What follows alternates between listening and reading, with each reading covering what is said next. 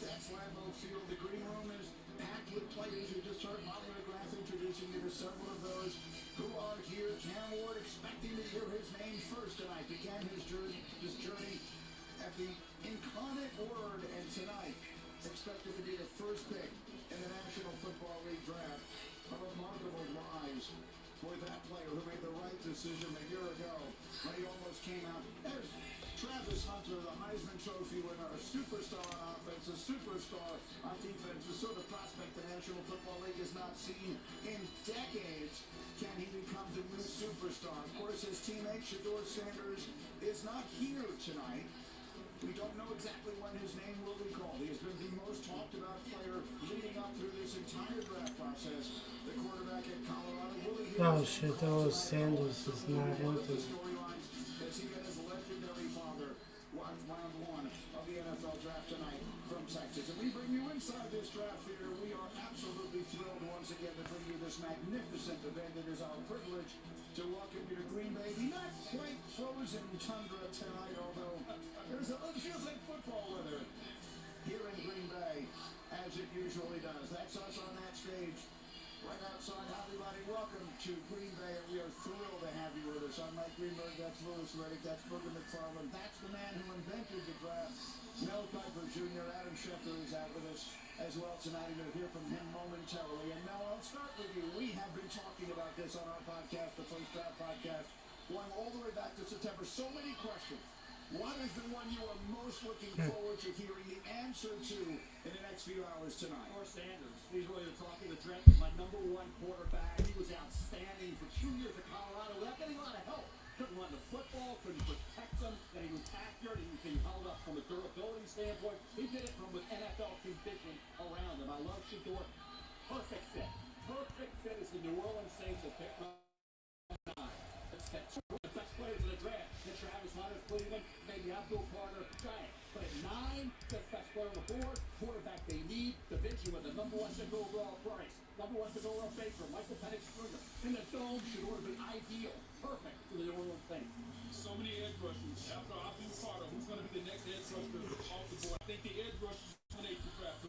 They're gonna be in the NFL draft. I know I'm watching it. No. He's personified play running back.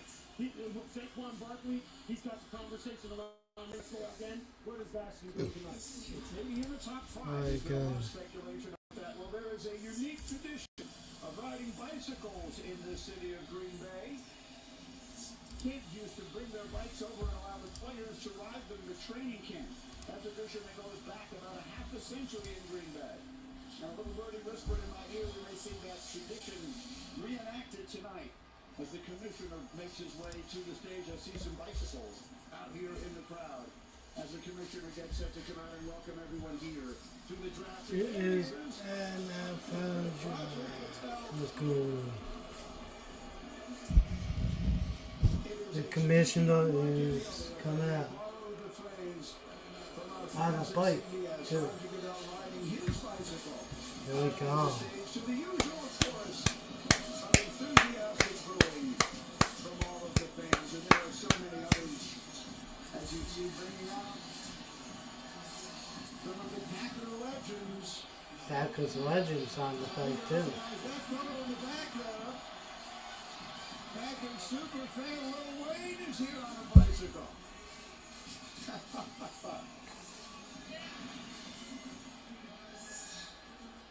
Roger Goodell will open the proceedings for us here. Here's the commissioner. Okay. Here we go. Come on. Here we go. Here we go. Here we go. Okay, welcome to Let's the go. 2025 NFL Draft Here we go. in Green Bay, Wisconsin. Tennessee Titans are on the clock right now. So People said that Green Bay was too small for this, with a population of 107,000. But we have over 125,000 people here and still counting.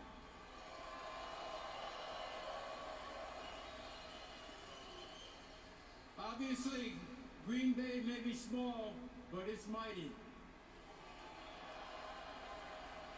Thank you all for welcoming us here tonight, and hope you have a People, great few I days. think people at Lambeau Field too. People in the seats of Lambeau Field.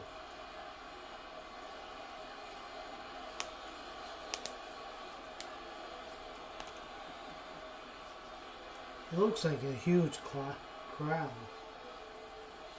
So how's it small? Over the next 3 days, I don't get it. we will welcome in the next generation of stars into the NFL and bring hope to every NFL team, and we may have a few surprises for you tonight. Yes, But first, let's hear from some of your Packer greats. Please welcome Clay Matthews, Ron Matthews. Jordy Nelson, Mason Crosby, Mason Crosby. Amon Green, I'm on green. James Jones, James Jones. and Packer superfan Lil Wayne. Lil Wayne. Packer Superfan, huh? Okay. I'm going to go off script here real quick, Roger, but I just got off the phone with the President, Donald Trump. He asked me to pass a message along to all 32 NFL franchises. So, let me tell you what it reads here, all right? It says, my fellow Americans, the Bears still suck! Let's go! Go Pack! I'm sorry, Roger, I'm sorry.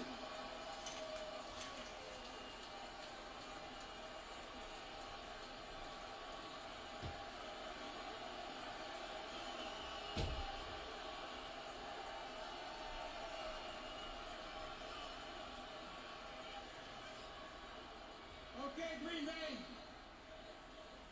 It's time to get the show started. Are you ready? Here we go.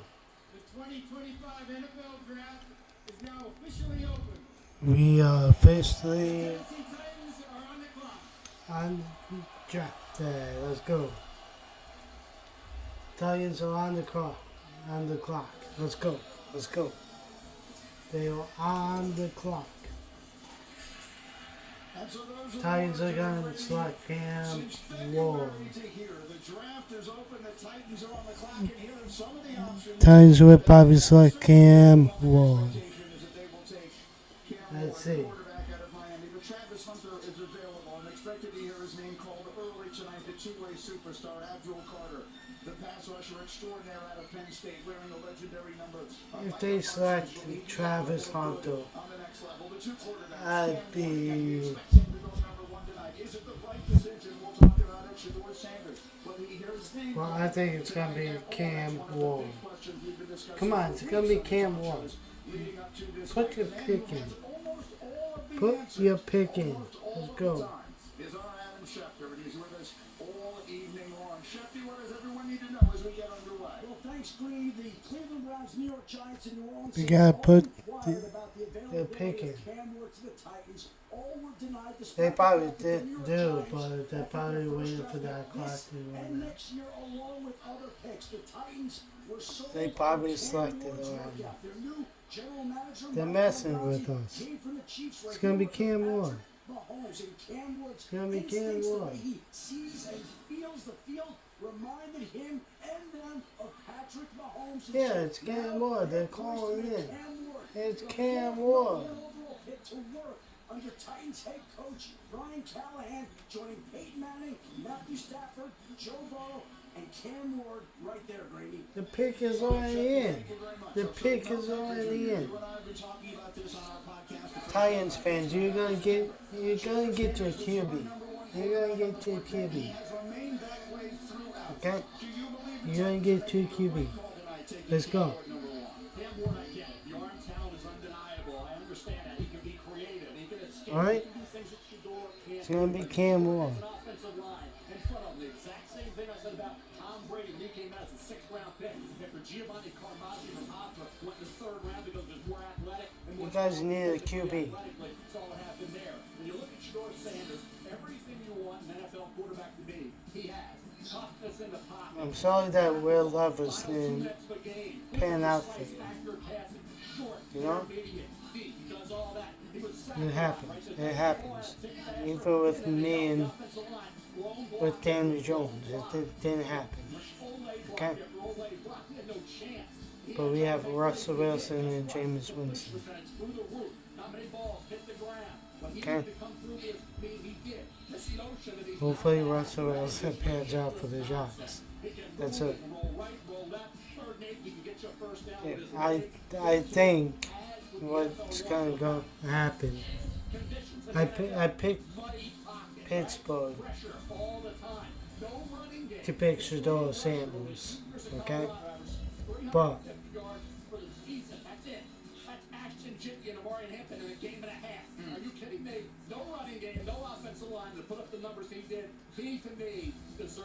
you never know. Giants could trade up again in the first round and pick Shedeur Sanders. That's gonna be crazy though. It might be. It might be crazy. I don't think it's gonna happen, but we will see. We will see. It's 6 minutes. Titans.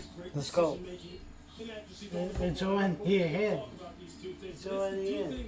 That Shedeur Sanders has built his career on, and yet we continue to try and knock this young man down for things that really people don't hang their hat on. It's He has already He has in. plenty of mobility, as you mentioned. I don't understand it either, but I'll tell you this. I believe the Tennessee Titans are making the right pick with Cam Ward because he does all the things that Shedeur can do. It's already in. It's Cam Ward. And look, this comparison right here, the style of play. Guys, you gotta get a good QB. The creativity and the ability to Yeah. find time in the pocket and do That's things it. that are unconventional. Yeah. They may have you screaming at home when you're watching on the TV screen, but then it turns out to be big plays. Patrick Mahomes has made a living doing this. Yes, he's with one of the greatest coaches of all time, and Andy Reid, who has found a way to harness it. But that's what Brian Callahan's going to have to do for Cam Ward. Harness it. Make sure he does it judiciously. Cam Ward's gonna be good. Just look at this. I think it's, you gotta get a good QB. Titans. The pick is in. But he puts it on a rope and puts it right where it needs to be put. So on the clock is gonna be Cleveland now. It's gonna be Cam Ward. Patrick Dunn in the NFL, Cam Ward hasn't played a snap. This is just a comparison, and you'd be hard pressed to tell me that you don't see the same thing that Mike Borgonzi saw, that we're showing on this screen, and this is why Cam Ward's the number 1 overall pick. All right, Booger, so settle the tie here. I've got one vote for Shedeur. I've got one vote for Yeah, I'm Cam Ward. sorry I didn't stream AEW Dynamite. I went out. Went out to dinner with friends. But yeah, I'm live now. So I am live now It may not be the most special thing you've seen, but it's the prerequisite for the pursuits. Completing the for the dollar bill. So timing, great decision, poise, let's go. all the things that you need to do quarterbacks to do. All right, so the pick is in. The pick is in. It's gonna be Cam Ward. It's gonna be Cam Ward. Begin after that. So Cam Ward, a young man who began his career It is what it is. the incarnate word, spent 2 seasons there. Then Cam Ward is gonna be a Tennessee Titan. not until last year's draft, changed his mind. Instead, transferred to the U, and look at him now. Perhaps about to hear his name called as the first pick in the 2025 National Football League draft. You heard Lewis make a comparison to Patrick Mahomes, and for everyone in the NFL was looking Let's for go. a young man with that sort of talent, those sorts of traits. The Tennessee Titans Where's Roger Goodell? Let's go. making his way to the stage to make the announcement of the first pick in this 2025 Here we go. National Football League draft. There he is. We see him. The commissioner, The pick is in. Number 1. the number 1 pick is gonna be Cam Ward. Come on, stop booing. In the 2025 NFL Draft, the Tennessee Titans select Cameron Ward, quarterback, Miami. Cam Ward, there we go. There you go. Tennessee Titans, you got a future quarterback. You guys got a future quarterback. Started 57 games in college, and I'm being told as he Who's that makes his way McDowell? to the stage, we will watch Cam Ward make his way to the stage, but I'm being told we have major breaking news. Adam Schefter, what do we have? All three of the first trade of round one. The Cleveland Browns have traded out of the second overall pick. Just my They're name. moving back to number Alright. 5 to the So- Jaguar spot. In return, the Browns will get the number 5 overall pick, a second round pick, number 36, a The fourth Browns trade the pick to the Jacksonville Jaguars. the first round Oh pick of the Jaguars my in God. 2026. Oh my God. Jaguars in turn get Oh the my number 2 God. pick, a fourth round pick, and a sixth round pick. The Jaguars are on the clock. The Oh oldest my general manager God. in the NFL, James Gladstone, at the age of 34, Who are they University of picking? Jacksonville, is taking a huge swing at the second pick. Don't tell me it's Abdul Carter. All right, that is Do not development immediately here, and so as you see, say Cam Ward it's having this moment with the Abdul commissioner, this is something Carter. that we knew would happen. We did not know we would have a trade. Well, you know what? If it's Travis Hunter to the Giants, I don't give a shit. Oh my God. Oh, oh my God. Lynn Collins, right? Head coach, he wants offense. No question. Help out Trevor Oh my God. He can bring you juice to an offense. He can The get Jacksonville Jaguars moved up to the second. need area for the Jaguars. He can be Wow. quarterback late in the first half, late in games. He stays decided in the fourth The quarter. Jaguars. Under the Jacksonville Jaguars, all about Trevor, all about the quarterback spot, 2 for the price of 1. Travis Hunter. I gotta refresh this page I don't think it's because about Jaguars I understand. are now on the clock. It's going to be very difficult. He may not be able to do it more than a year Oh, or 2. But sorry, I think you guys. can always work him in on the other side of the ball. He's going to be offense with Trevor, and then on defense with the cornerback spot in the need area. He'll figure it out. He has not had the benefit in college. It just says Browns will stay on the clock. It's the Jaguars. Both ways, you're at the Come on. Yeah, he was. He's It's the special. Jaguars. If Jacksonville give up what they did, it tells you they believed he was number 1 player in this draft. They Oh needed him my on both sides of God. the ball. And Greeny, we're talking about a uniform, something we've never seen before, and for them to give this up, they But the Giants are not, Let's talk so about, can he play both sides in the NFL? Think about this. The NFL game is slower. College football is a lot the faster. Giants are than not college giving football. up the So how pick. come we couldn't do it in the NFL when the game is slower? There are fewer plays. We're going to major you on offense. And we'll The let you Giants run are your not defense. going I think to he can give do it. up And the if pick. Jacksonville is indeed taking Travis Hunter, Liam Cohen, an offensive guy, you can best believe he's going to use him on offense to the fullest extent. Sure. Look, The Jaguars are probably going to pick Travis Hunter. I think it's going to be something What? like 60-40, 75-25, something like that in terms of. So bringing it that up. Deion did tell means me, Deion said when I went out to Colorado that the he was starting Browns to are get going to outside select the ball.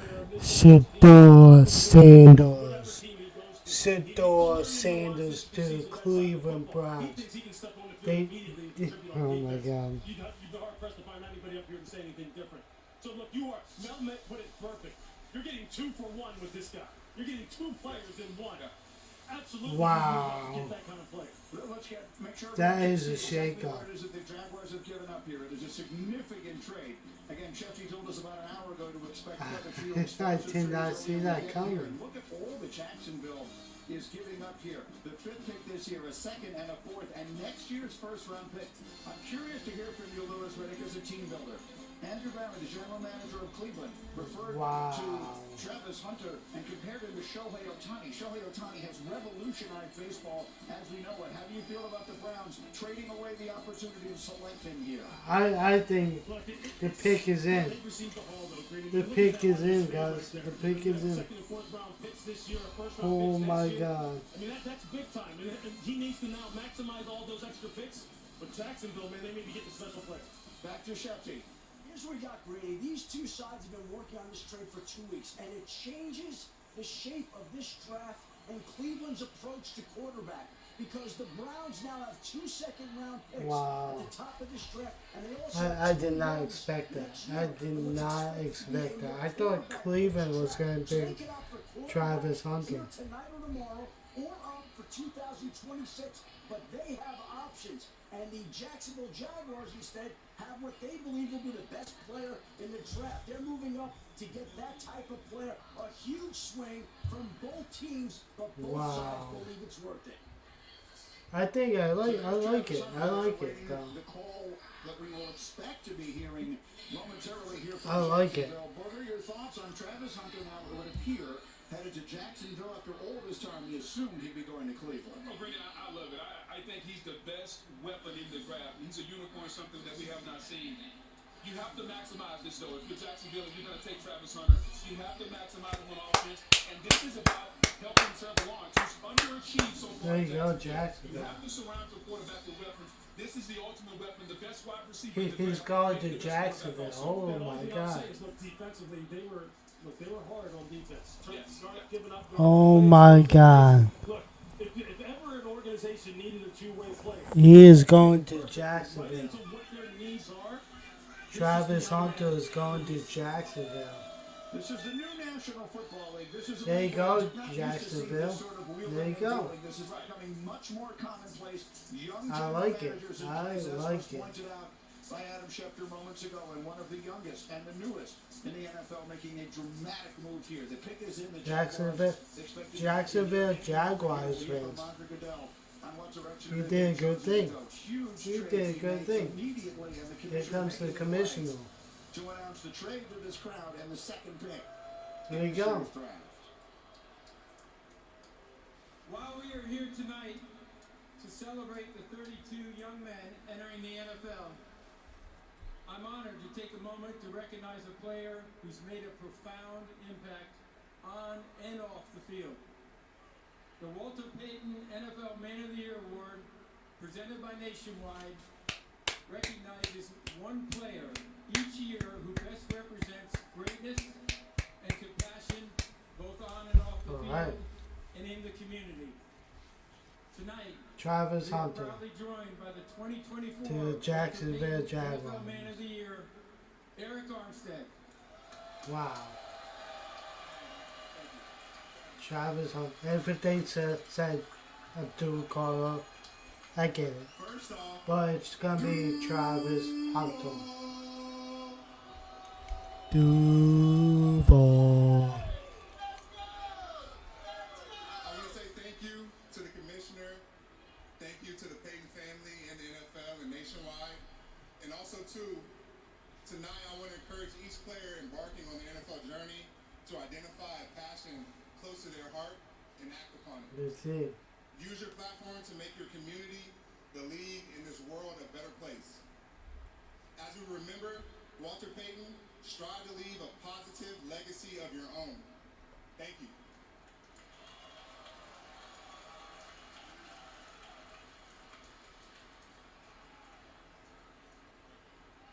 We have a trade. That's right. There we go. The Cleveland Browns have traded the second pick to the Jacksonville Jaguars. We all know it's Travis Hunter. And with the second pick in the 2025 NFL Draft, the Jacksonville Jaguars select Travis Hunter, wide receiver, defensive back from Colorado. There you go, Jacksonville. There you go, Jacksonville. Cheers to you guys. Cheers to you guys.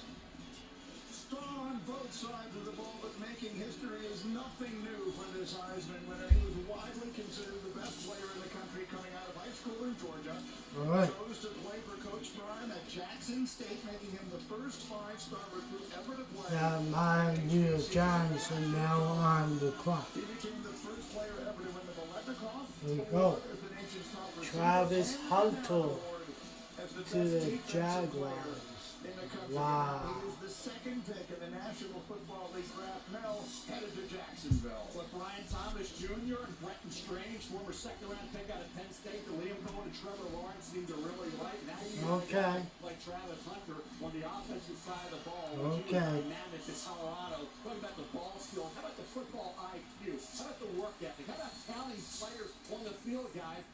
NBA game, when he's out there playing on both sides, he's got every play.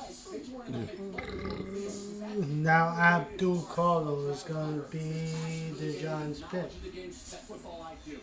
There are a lot of 4 minutes. plays in national football. Come on, Joe Sheen. Pass catchers in particular. Let's go, Joe Sheen. Yeah, man. He's fortunate enough to play in an era where a lot You of gotta pick Abdul Kader. this guy right But here. yeah, I'm telling you, this, when I was out there in his Abdul pro days, Kader. and he was catching the football and running routes. One, the ball never touched the ground, and two, he didn't have gloves on, and you couldn't hear the ball in his hands. Some of the Abdul most natural Kader. hand-eye coordination and ball tracking I've ever seen in my life, but I've seen some great players. This guy truly is, as Dion likes to put it, he's him. He's different now. He's different, and that's why Jacksonville went ahead and did what they did. But they said, look, he's too good to pass up. Mel pointed it perfectly. I said it just a minute ago. He's 2 for 1. That's what you're getting, and you'd be foolish not to utilize him as such. And when you're getting 2 for 1, I think you have to. It's important to talk about the stamina. God, it's hard playing football on one side of the Wow. but you know, I'm surprised Cleveland traded back. and pop right back up and get back up. Surprised they traded back. I don't think America understands the stamina that this young man has and how hard he works in the offseason to prepare himself. This is truly something when I've been around this game a long time. I think they really like Shador Sanders. How much he can play on both sides of the ball. We understand that he can play one side and dabble on the other, but realistically, as brilliant an athlete as he is, and I sell him short Wow. in no regard, he's as good as we've seen in a long time. That Can is- he realistically play full-time on both sides? That is of the ball? shocking. That is shocking. Again, you're not going to play him 120, 130 snaps a game. Pick for is in. 17 games and Here we expect go. him to last a decade or longer. It's just not going to happen. You have to be judicious with it. I just said it has to be a 60-40, 75-25, 70-30 type of split. The question is, where do they use him first? Is it primarily offense or defense?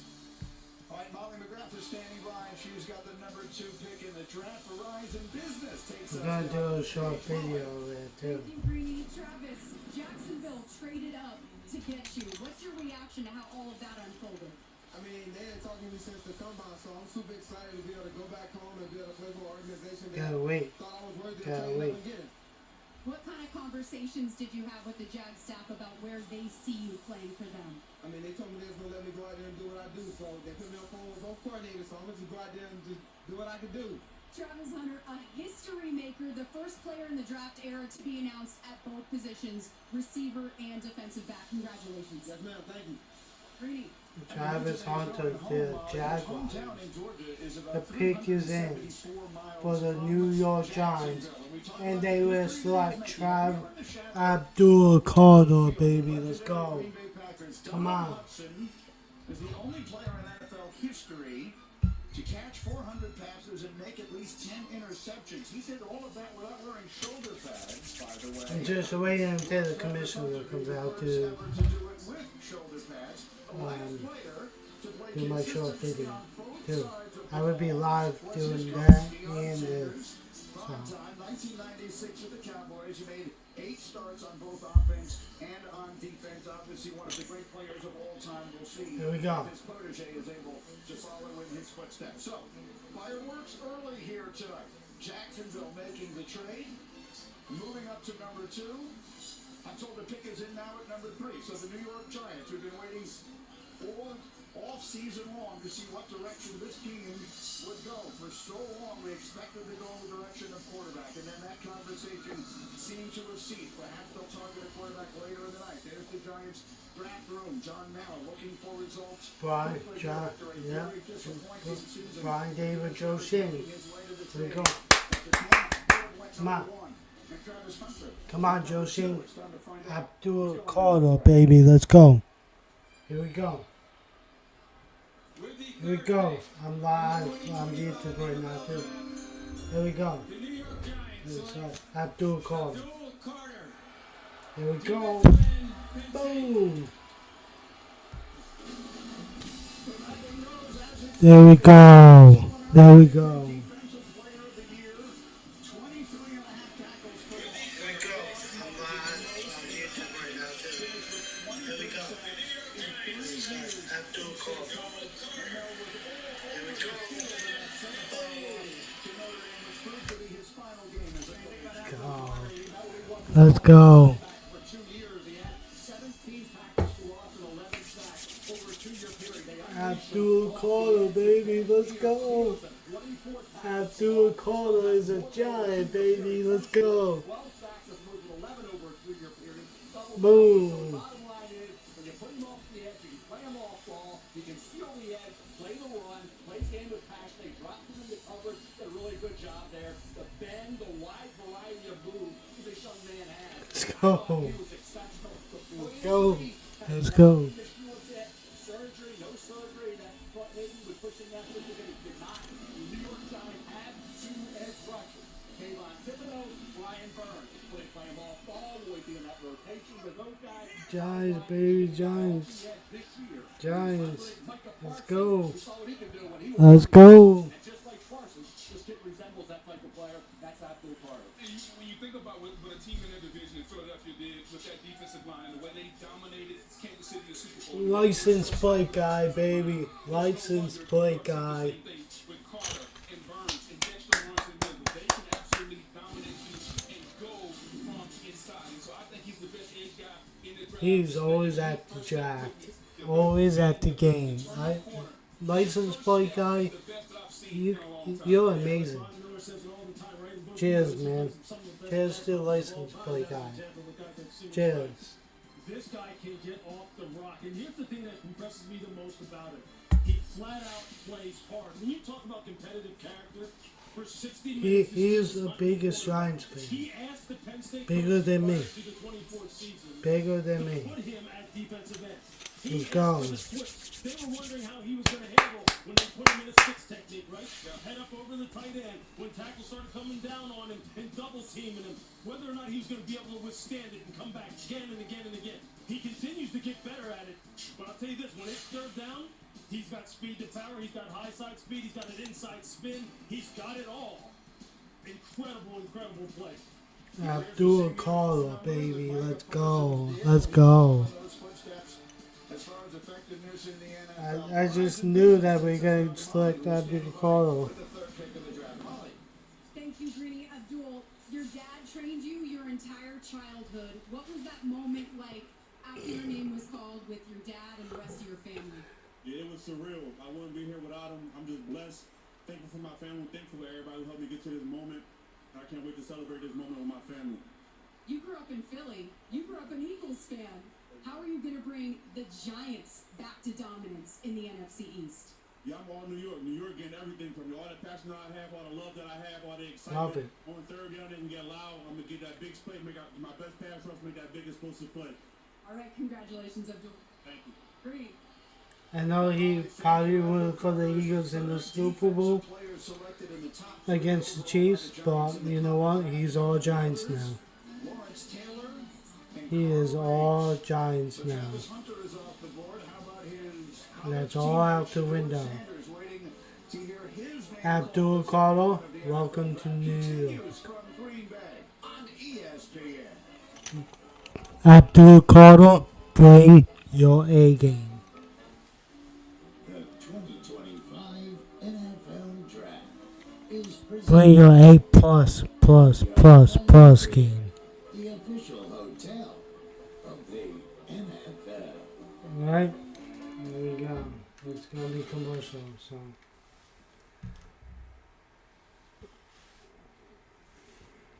so we got a Southwood edge rusher.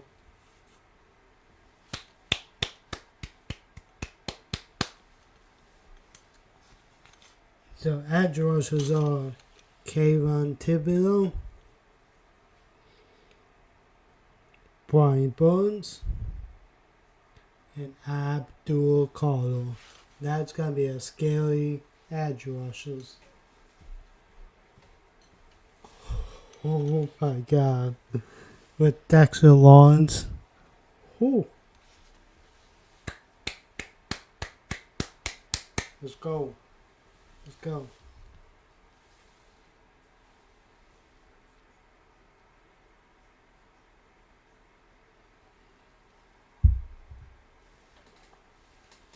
I gotta go to the bathroom, so I'll be right back.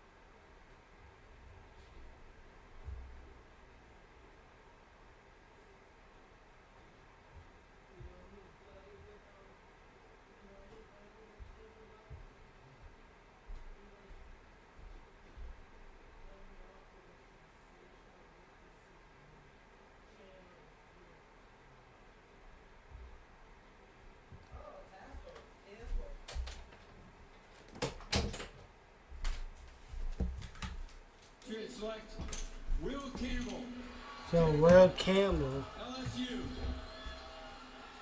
is a New England Patriot. For a long time, came out of Monroe, Louisiana as the highest rated offensive lineman. The pick is in for the Cleveland Browns. Shador Sanders is probably gonna be next, maybe. Games was a consensus All-American We will see. last year. Greeny, I've known him since he was 18 years old. He's always been a left tackle. He was the left tackle at LSU, and he'll play left tackle in the NFL. I know there are concerns and questions about the arm length. We will see. Arm length in the SEC when he lined up So against Will Campbell week in and week out. You're talking about is a New England Patriot. Congratulations, New England. You got an offensive line. him on the outside, he will turn and come back on the inside. His recovery is some of the best that you'll see at the left tackle position. Footwork is tremendous. Has the ability to mirror and stay in front of defenders, and from a power standpoint, has the power to stop and anchor all the speed rush. But I think what New England needs to know what they're getting an alpha in the room, a leader. If you're Mike Vrabel, you're coming in there and you're bringing your character, your culture in there. Will Campbell will instill We'll be that. right back. He will Hold be on. an alpha in the I'm offensive staying right and now. that's exactly Hold on.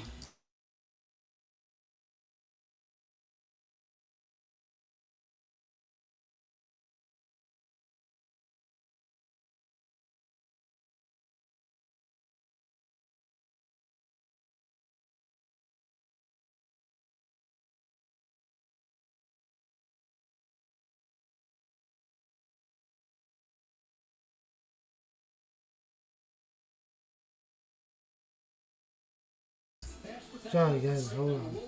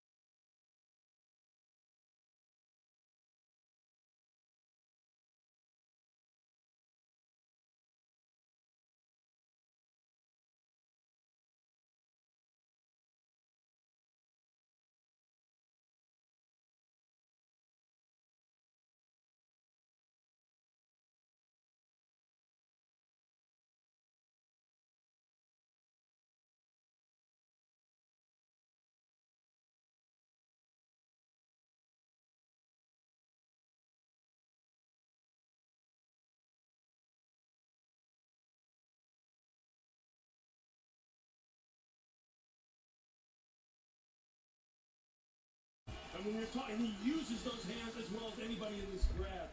Look, I think methodically New England is addressing all the things that all season we said they need to address. Will Campbell will be a decades-long left tackle bookend for them.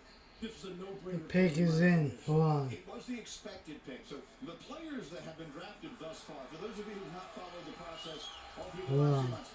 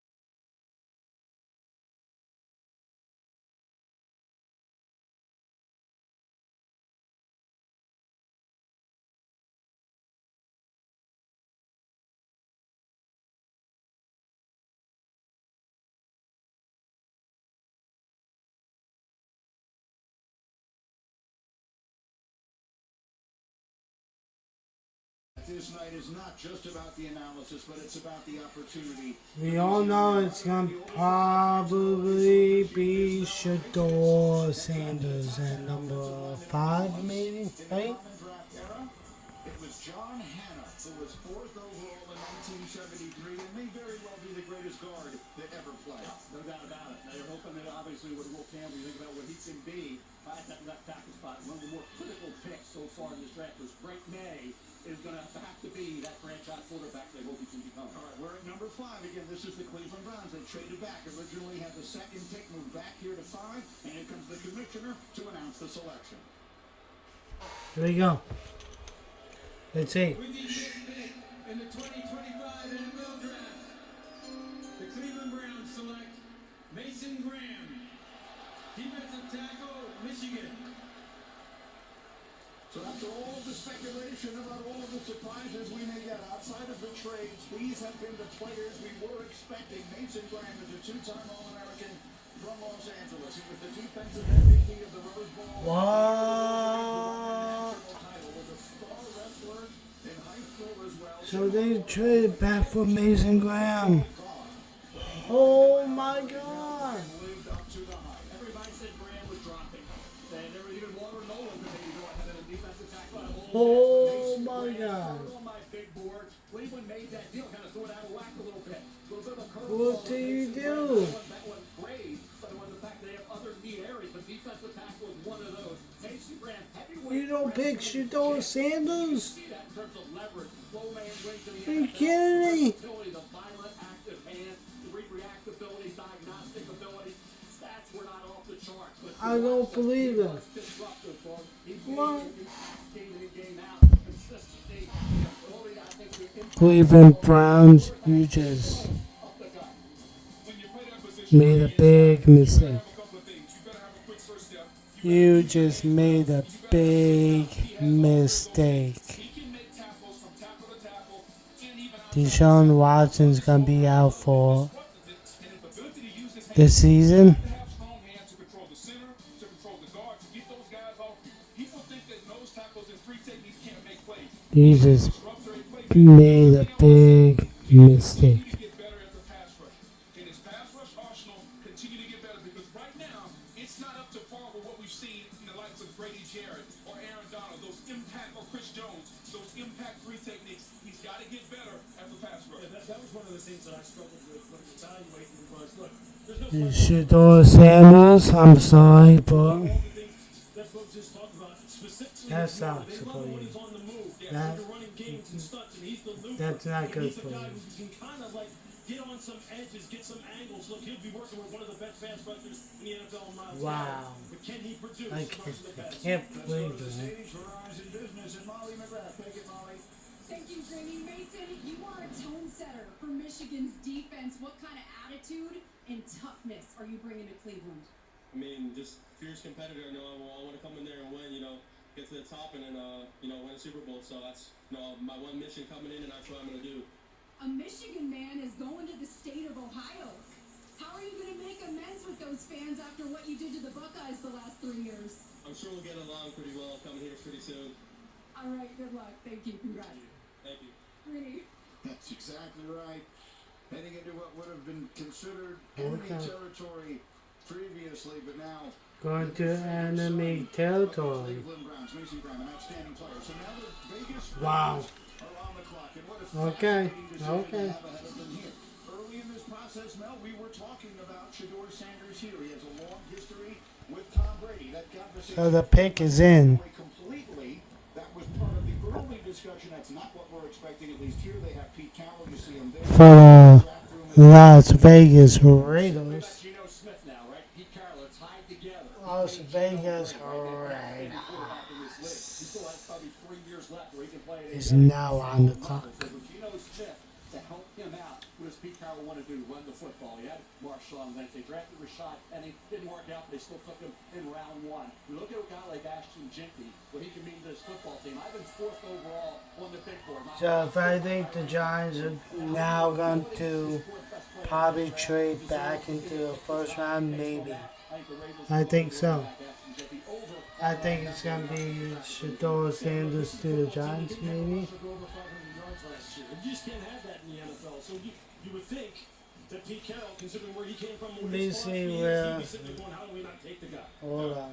It's a team that has a lot of holes, and one might think that taking a running back is a bit of a luxury. Well, For hitting with as many Because means I as this think team has. Pittsburgh We'll could find out do right now. I it, see the but- commissioner making his way towards the microphone. Or the The Saints. Raiders So have if they go up to 8 and select Shador 36th Sanders. pick in the 2025 NFL Draft, the Las Vegas Raiders select Ashton Genty, running back. What does he say?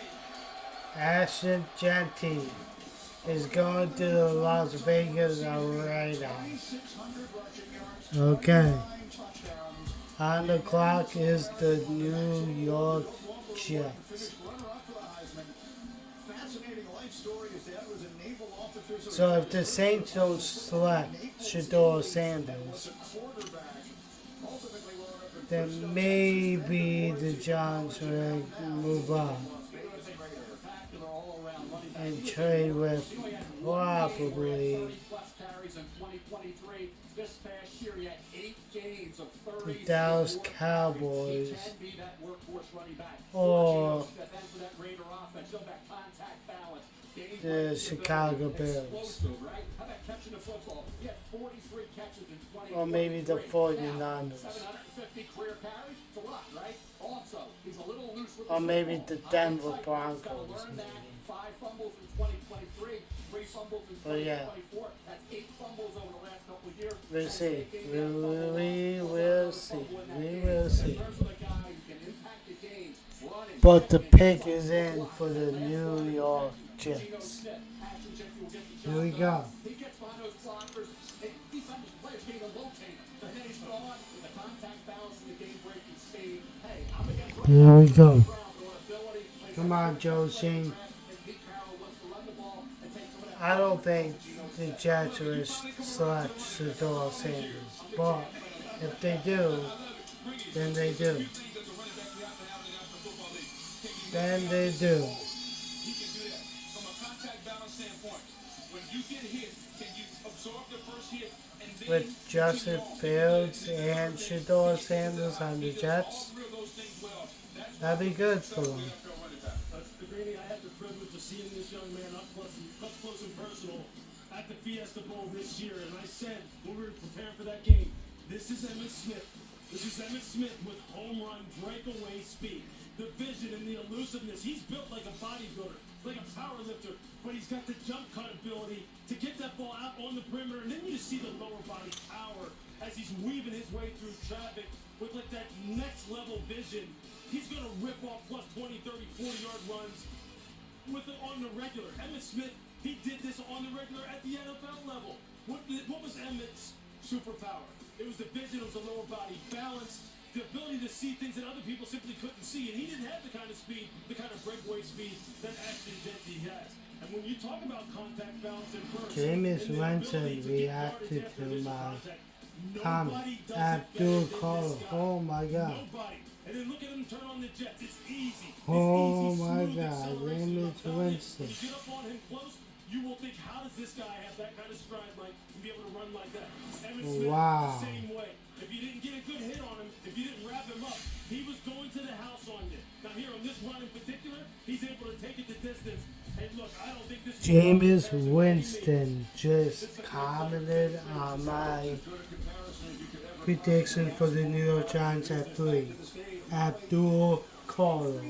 Ashton, you told me that at 10 years old you knew you were born to play Let's this go. game. Standing up here now, an NFL running back, top 6 pick.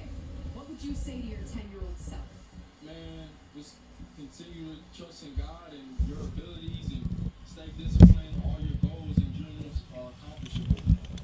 Raiders new head coach Pete Carroll loves to build a team around running the football. He used to coach one of your favorites in Marshawn Lynch. How will you bring beast mode to Vegas? Yeah, I think just that same energy, that attitude he comes with, that nobody can tackle him on the football field. All right, congratulations. The highest selection ever for a Boise State player. Thank you so much. Greeny. Molly, the Raiders averaged 3.6 yards per rush last year, last in the NFL.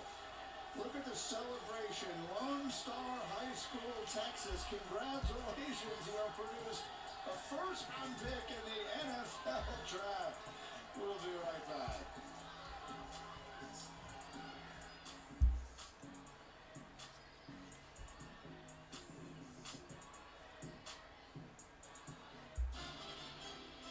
Being Courtyard's official fan ambassador has opened a new world for me.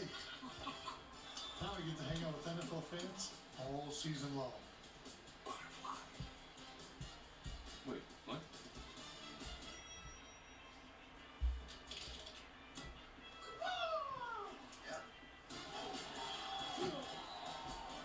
See you on game day.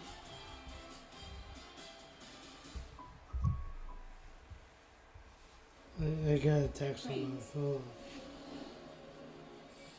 Trains that use the power of Dell AI and Intel, clearing the way so you arrive exactly where you belong.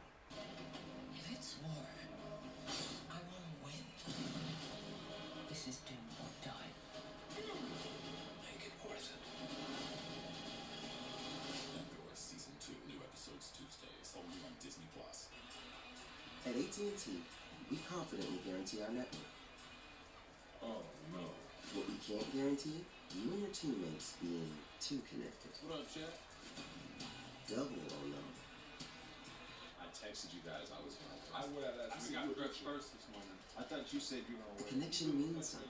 That's why with AT&T, we'll proactively make it right with a credit for a full day of service if there is a network interruption. That's the AT&T guarantee.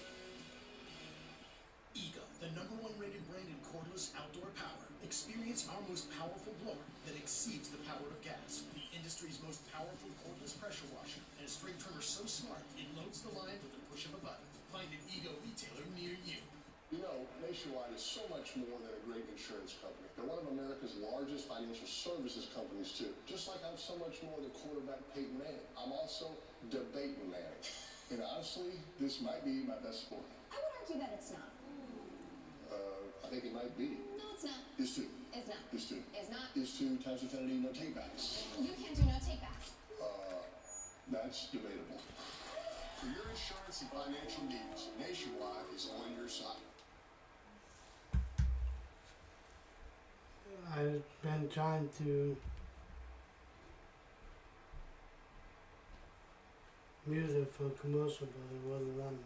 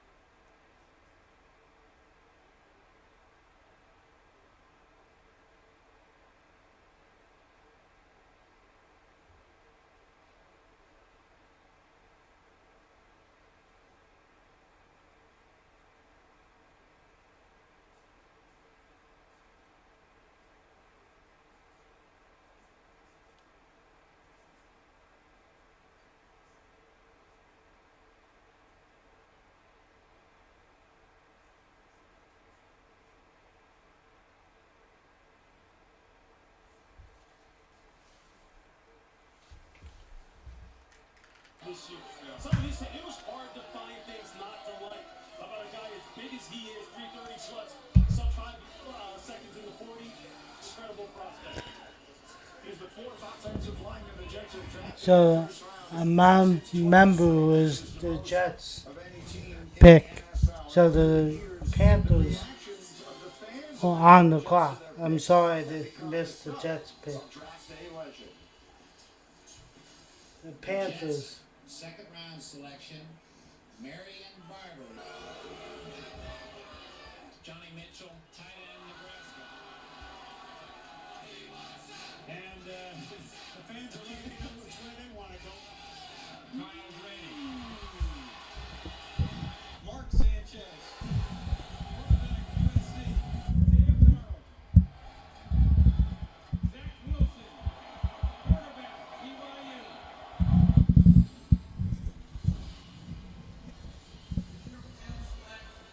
Armand Benru. Third tackle.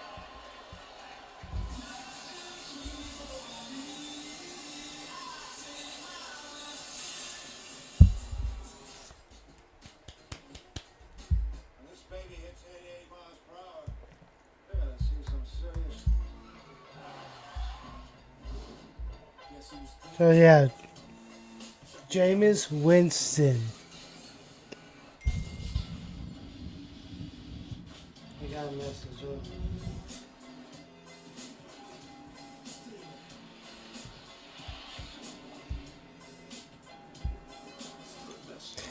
Jameis Winston put a hold around my prediction for the Giants. Abdul Kader. Awesome.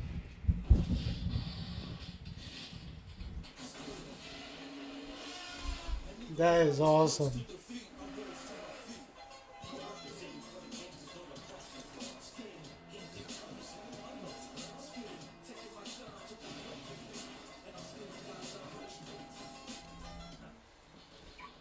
Hey, it's RV Harvey. Weekend in the RV? How was the RV? Catch any walleye? Let's go. Let's go. Cool boss with RV and fun nickname. Jameis Winston, I hope you did good for the Giants. If you're watching this, Jameis Winston, I'm rooting for you to beat Russell Wilson as the Giants quarterback. But if you don't, if he gets injured, then hopefully you do good. I'm hoping you do good. Alright? I'm rooting for you, Jameis Winston.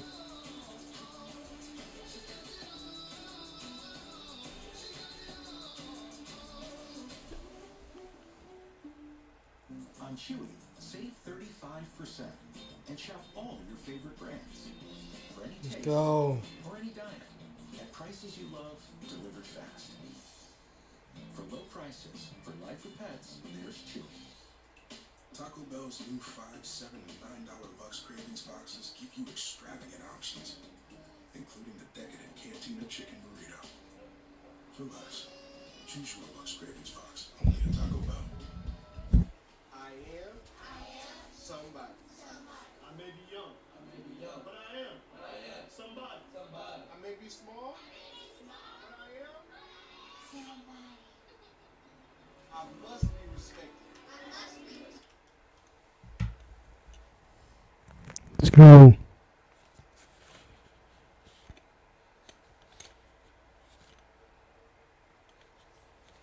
So the Panthers pick is in. Just waiting to see if and who they will select. They don't need a quarterback, so I don't think they need a quarterback because Bryce Young did pretty good last season. So if Bryce Young didn't do that great, then I think they would have selected Shedeur Sanders. But we will see.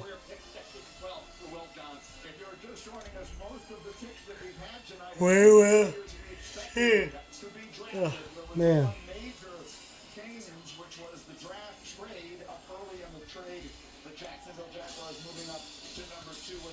The pig is in. Let's go. commissioner. With the 8th pick in the 2025 NFL Draft, the Carolina Panthers select Teteroa McMillan, wide receiver, Arizona. McMillan. Okay. So that one isn't what we expected. McMillan to the Panthers. To the Panthers. Let's go.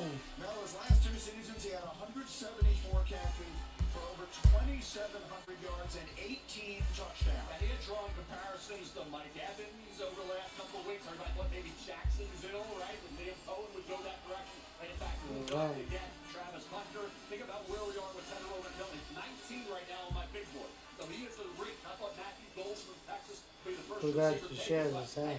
the ability to make the contested catch is his forte. That's why Drake London was a cop, and certainly Mike Evans, if you want to stretch it to Evans, I would not do that. I think when you look at Teteroa McMillan, doing it against college quarterbacks, not being able to get great separations is the reason why I thought his stock dropped a bit. We've all talked about, he loves volleyball, right? Okay? Hey, you can athletes play volleyball, loves the sport. The NFL, you got to love it to be able to compete against the great corners in the NFL. His production over a 3-year period was consistent. Noah Fafita came on at quarterback, really helped his cause, but 84 catches. This man here speaks volume. The kind of ability he had, 8 went for touchdowns. The catch radius, the length, the contested situation, still his way. And the NFL guys, will there be enough separation? Can he get his move against NFL quarterbacks like he did in college? And I love this pick for Bryce Young because you give him a bigger body to throw the football. Currently, he was throwing a Xavier Legette and Adam Thielen.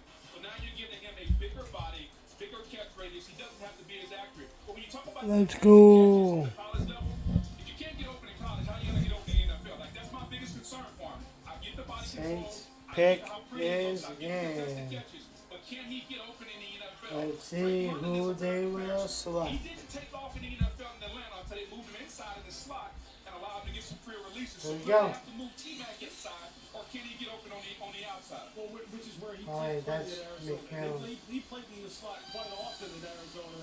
And Jeff Fish, who coached him down there before he left to go There to you go. Washington, did some McMillan. really nice things with him as far as Panthers linebackers select getting on McMillan. safety, where he can There you use go. some of that subtle movement in the way to get open.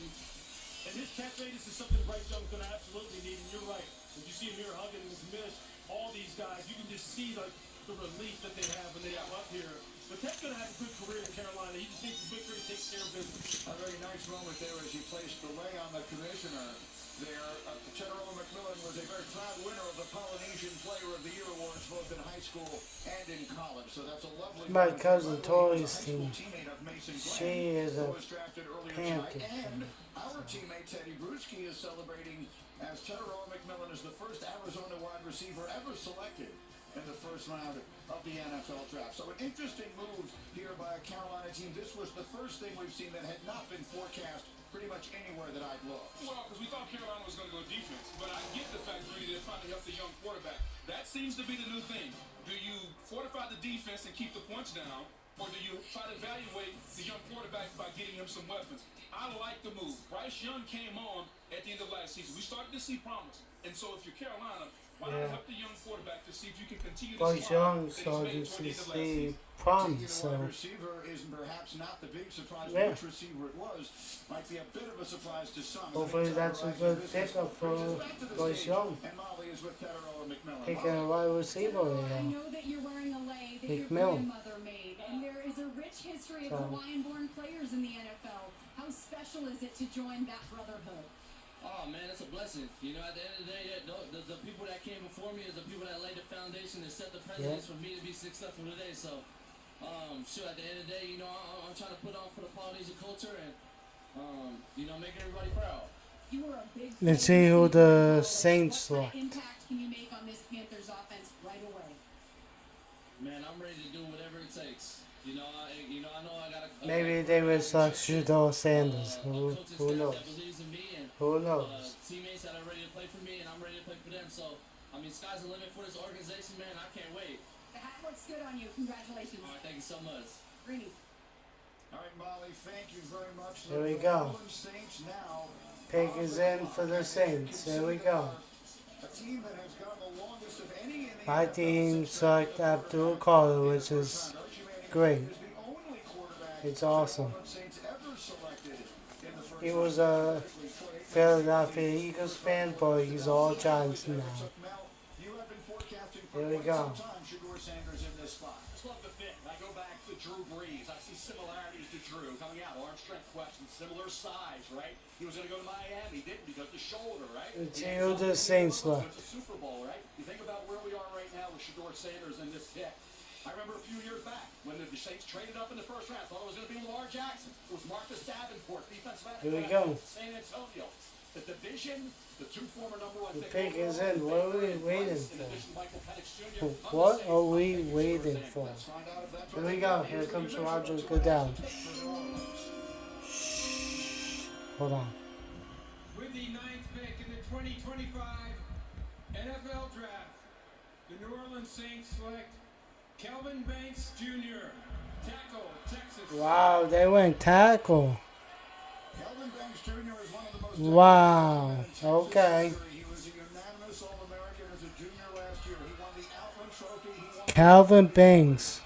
He was a starter as a true freshman coming out of Houston. He started all 42 Okay. games he played. And now he was a huge part of the resurrection of Longhorns football under Steve Sarkisian. The offensive line for this year, I just wonder who's going to be playing quarterback for this football team moving forward. Think about where we are right now in that division. Shedeur Sanders is sitting there. You take Kelvin Banks Jr., who didn't have a great year at Texas. That was a little banged up. There were times where some guys were getting... Now, who will Chicago select?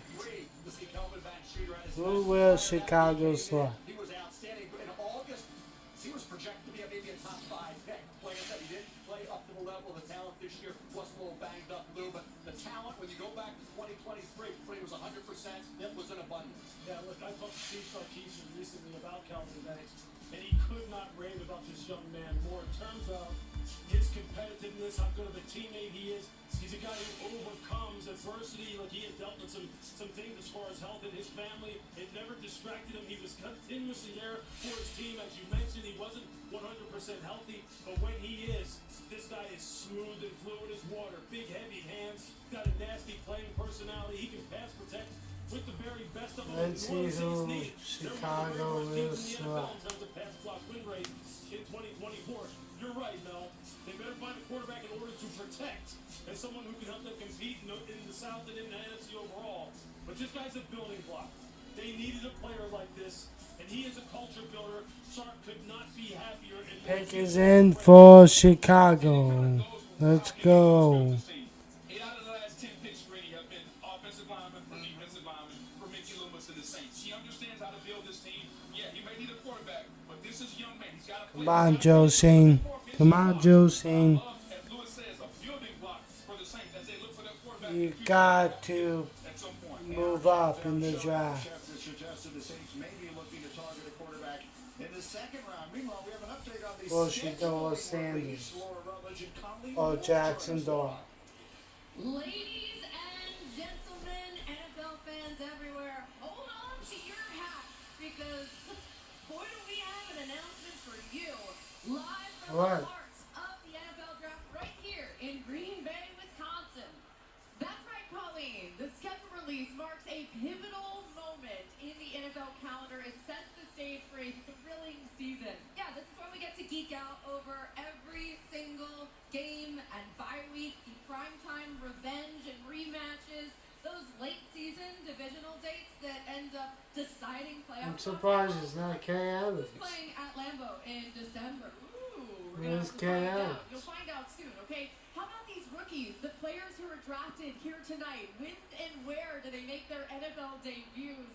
We're going to find that out as well. Let's not forget the expanding lineup of international games as well as Christmas, Thanksgiving Day. There's so many captivating matchups. It's the best. Yes, because nothing says holiday cheer like watching your team destroy another. So, without further ado, everybody, get it together, mark your calendars, set your alarms. The schedule will be dropped on May 14th. There we go. May Lock it 14th. in. We can't wait. You can tweet it out. May tell everybody, 14th and is don't the miss it. Be sure to check out all the schedule great release. content from the NFL team sites Okay. and club social channels around the schedule release. Tune into NFL Network as well as ESPN2. Much full coverage of the the thrilling 2025 matchups. May 14th just around the corner, too. I know. It's basically here at this point. Guys, get ready and buckle up for the greatest season of your lives. So there you have it, May 14th, which is a Wednesday. The 2025 NFL schedule release show. We will have the full Monday Night Football schedule for you as well. The schedule release will stream on ESPN Plus. You may be wondering why they're booing so loudly here now, and that is because the Chicago Bears have just been announced as on the clock. In fact, their pick is already in. There is no rivalry in any American professional sport, and that includes all of them. Quite like the Bears and the Packers, which goes back to the very beginning. Chicago fans of are football league's history, and so these Packer fans. the Packers fans are booing Chicago fans. Chicago selection at 10. They're booing Chicago. There you go. Yesterday, the NFL family lost a true legend, Bears Hall of Famer Steve McMichael. My heart is with the McMichael family during this incredibly difficult time. Misty, please know that you are in our thoughts and prayers. Mongo's remarkable contributions to the game and the community will never be forgotten. His legacy will continue to inspire generations to come. 50 years ago, with the 4th pick in the 1975 NFL Draft, the Chicago Bears selected one of Steve McMichael's teammates and closest friends, Walter Payton, running back, Jackson State.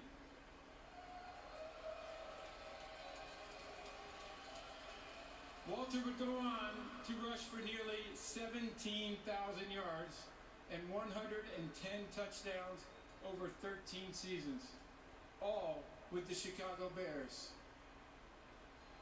As you heard earlier, the NFL continues to honor Sweetness, not only for his performance and excellence on the field, but also his commitment to give back to his community with the Walter Payton NFL Man of the Year Award. So with the 10th pick in the 2025 NFL Draft, the Chicago Bears select Colston Loveland, tight end, Michigan. Okay. Colston Loveland. Colston Loveland grew up on a All right. farm in Bliss, Idaho. There you go, Chicago. 250 There you go, Chicago. He caught his first touchdown against Ohio State as a freshman. He caught 9 more the last 2 years. He caught 56 catches in 10 games last year, most by a tight end in school history, a finalist for the Mackey Award. Mel, interesting that he goes ahead. 49ers are now on the clock. The first tight end off the bat. Colts at 14, got to be sitting there hoping Tyler Warren slides down to them a few picks from now. But look at Colston Loveland. His shoulder injury is going to be fine, ready for camp, no issue there. He had quarterback problem in Michigan, with J.J. McCarthy moving on to the NFL. His 56 catches, single-season record for a tight end, so he was still productive. He can stretch the deep middle. He's a tremendous athlete. He snatched the ball with his hands. Blocking needs to improve. But what did they want? Hold on, guys. Hold on.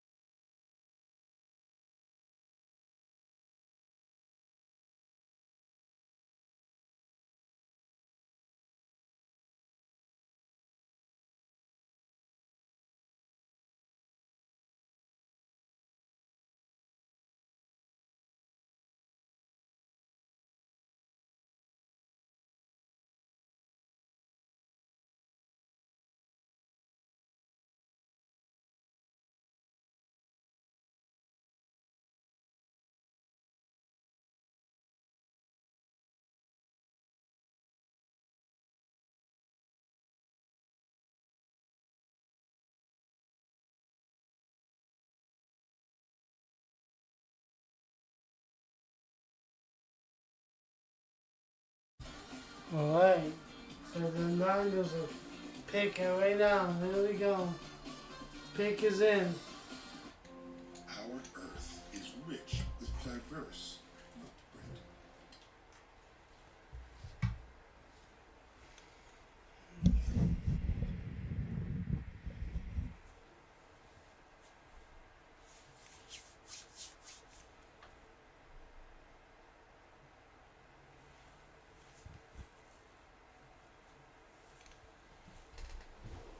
Yeah, I'm trying to stay away. Trying to stay away.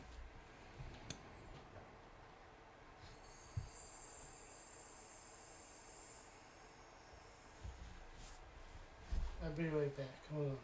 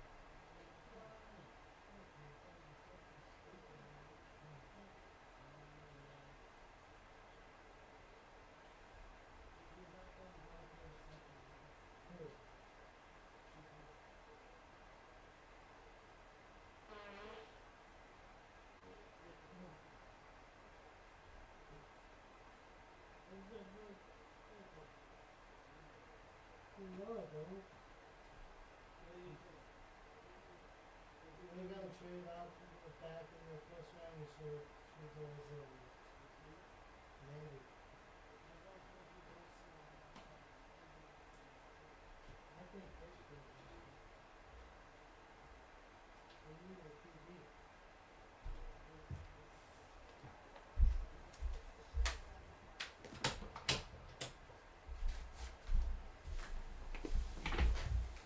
That it's possible Shedeur Sanders could slip out of the first round and into the second round on Friday night. Okay. Shefty, thank you very much. And obviously, at any point, a You team see. could wind up trading up and in. So we'll have to wait and see how this unfolds. In the meantime, our house announcer, Alan Roach, has an announcement. Please direct your attention to the main stage video screens for a special message from United States service members stationed at Yokota Air Base in Japan. Hello from United States Forces Japan. I'm Sergeant Mitchell Johnson. I'm here with service members from the United States Army, Marine Corps, and Navy. We are proud to announce that this year we are celebrating our 250th anniversary. We are grateful for the opportunity to partner with the NFL Salute to Service and the USO in introducing the San Francisco 49ers 2025 draft pick. With the San Francisco 49ers draft pick, back to you in Green Bay.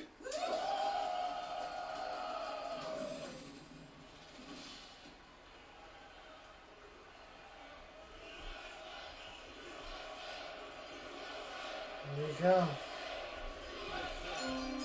Here we go.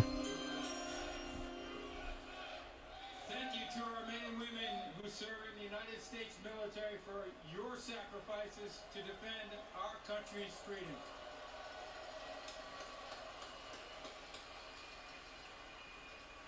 With the 11th pick in the 2025 NFL Draft, the San Francisco 49ers select Michael Williams, defensive end, Georgia.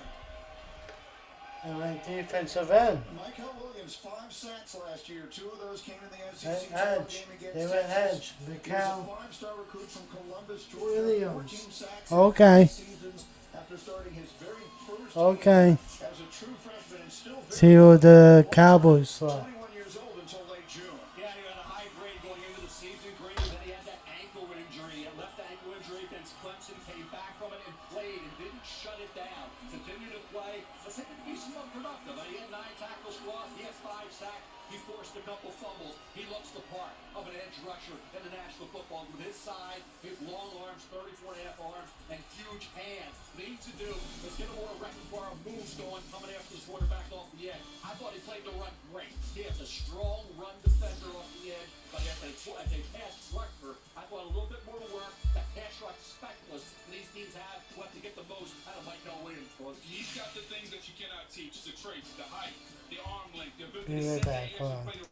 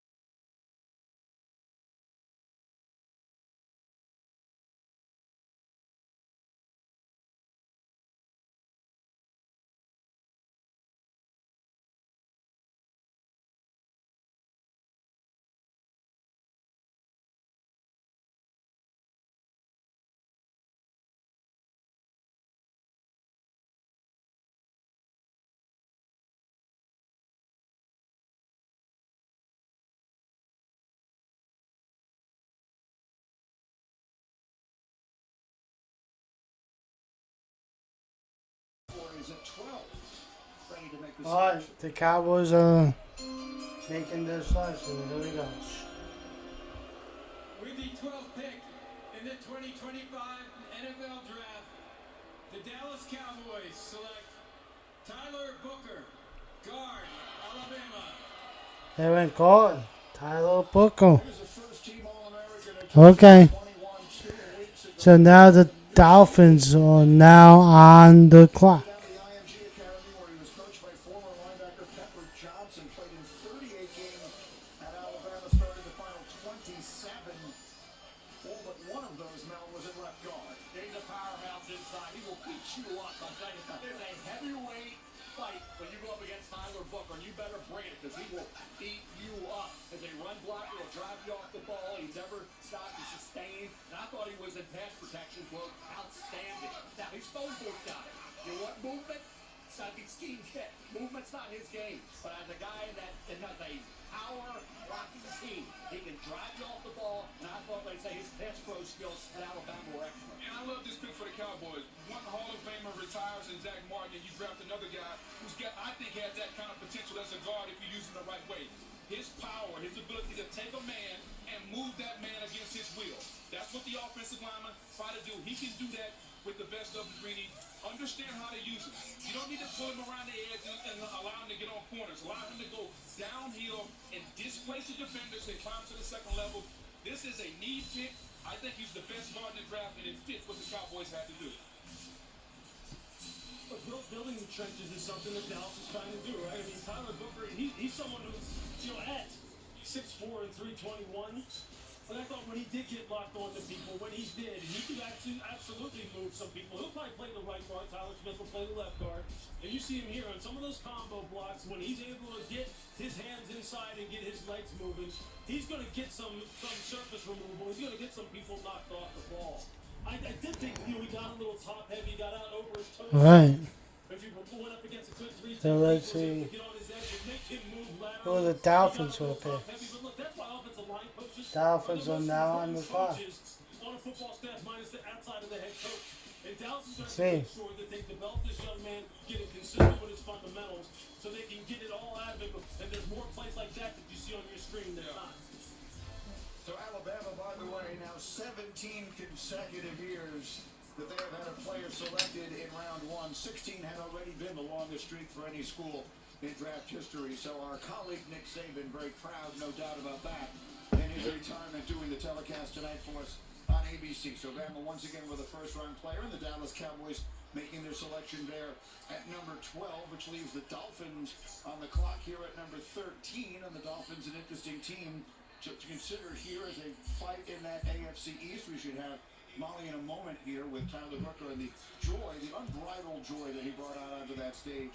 Just such a joy to watch as you see the emotion of a young man having this opportunity to be drafted by the Cowboys, obviously becoming a household name. Certainly, we talked about plenty on Get Up all morning long. Let's talk to Horizon Business. Takes us down to the stage, and Molly McGrath is with Tyler Booker. Molly. Tyler, a lot of emotion from your family in the green room. You came out onto this stage with a lot of emotion. What's going through you? I'm just glad to be a Cowboy. This is really a dream come true. It's truly a blessing. I actually trained in Dallas, so I fell in love with the area. And the whole process, I thought, like, man, it would be great to be a Cowboy. And the Lord works in mysterious ways. Shout out to God. Trust and believe in God. If you're ever going through something, like, just trust in God. He got you. Those who know you emphasize your leadership and character. What are the Cowboys getting in you? They're getting the same thing Alabama got. They're going to get a leader, somebody who loves to work, somebody who loves practice, somebody who loves his teammates, somebody who's going to aim to win multiple championships. I can't wait to further this tradition of success in Dallas. I'm so excited. Congratulations, Tyler. Thank you so much. Have a good one. Booker, you were talking about in our meeting this morning, the emotion of moments like this. Look at him and his family. And now, as we continue to watch the celebration of these young men, we also bring you tonight something special from NFL star George Kittle and his friend Red Guardian from Marvel Studios' Thunderbolts, which will be available only in theaters on May the 2nd.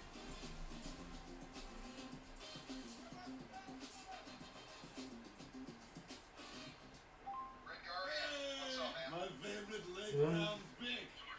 I wasn't picked that late. Many teams doubted. Pick is in for the Dolphins. We will see who they will select. Maybe they will get their face on Wheaties box, like you. You sure about that? You sure, huh? I mean, you could have picked a better picture at least. Look at that. Come on. Marvel Studios Thunderbolts, rated PG-13, only theaters May 2nd. We will see who they will select. What? Thunderbolts. Delinquents. Thunderbolts. Thunderbolts. Yeah, guys. How cute. You formed a team.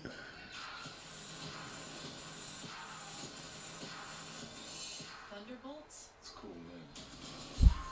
Marvel Studios Thunderbolts. Can't call ourselves that. Rated PG-13. Get tickets now. Daddy, those are the Adidas I've been looking for. Hey! Well, look who's getting their fix for kicks and dicks. Come on, there's so much here. Plus all the fancy styles that just don't mix. I need these in a size 6. There's even more kicks when you clip on Fix.com. Well, like kick spring, right? Make it, ring, girl, make it. You can. Everybody's loving that Grubhub deal with Prime, huh? Amazon Prime member, you can get $0 delivery fees on Grubhub. Go to Amazon.com/Grubhub, activate your free No, I Grubhub have Plus to membership, and mute start it. ordering with $0 delivery fees on Grubhub for top restaurants and your go-to spots. Eligible orders only. Terms and additional fees apply.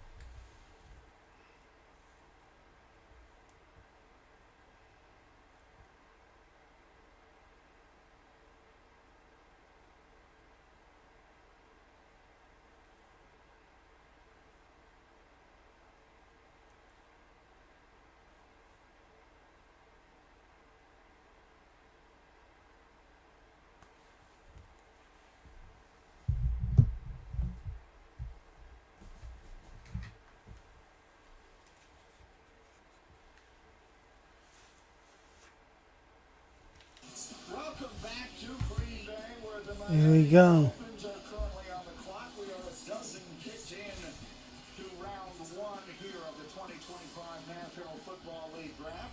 The pick is in for the Dolphins. If you were just joining us, and the Dolphins are on the clock, the picks have been made. Picks have been coming relatively quickly tonight. Very few of the teams have taken the full 10 minutes they usually do. So the Dolphins are Here we go. Here we go. to announce the selection. With the 13th pick in the 2025 NFL Draft, the Miami Dolphins select Kenneth Grant, defensive tackle, Michigan. They went defense tackle, Kenneth Grant. Okay. Okay. Great size in the middle of that D-line, over 330 pounds, runs well, brings plenty of experience. So the Colts are now on the clock. 30 on a big board. I think when you look at the fluctuation in both weight, because he's when he gets a little heavy, and I felt his endurance, his stamina played a little high, wore down in some games. That's an issue. I think when he plays at the right weight, he can be a guy who can affect the path of the quarterback throwing the football. Because he can break up passes. The pick is in for the Colts. The pick is in for the Colts.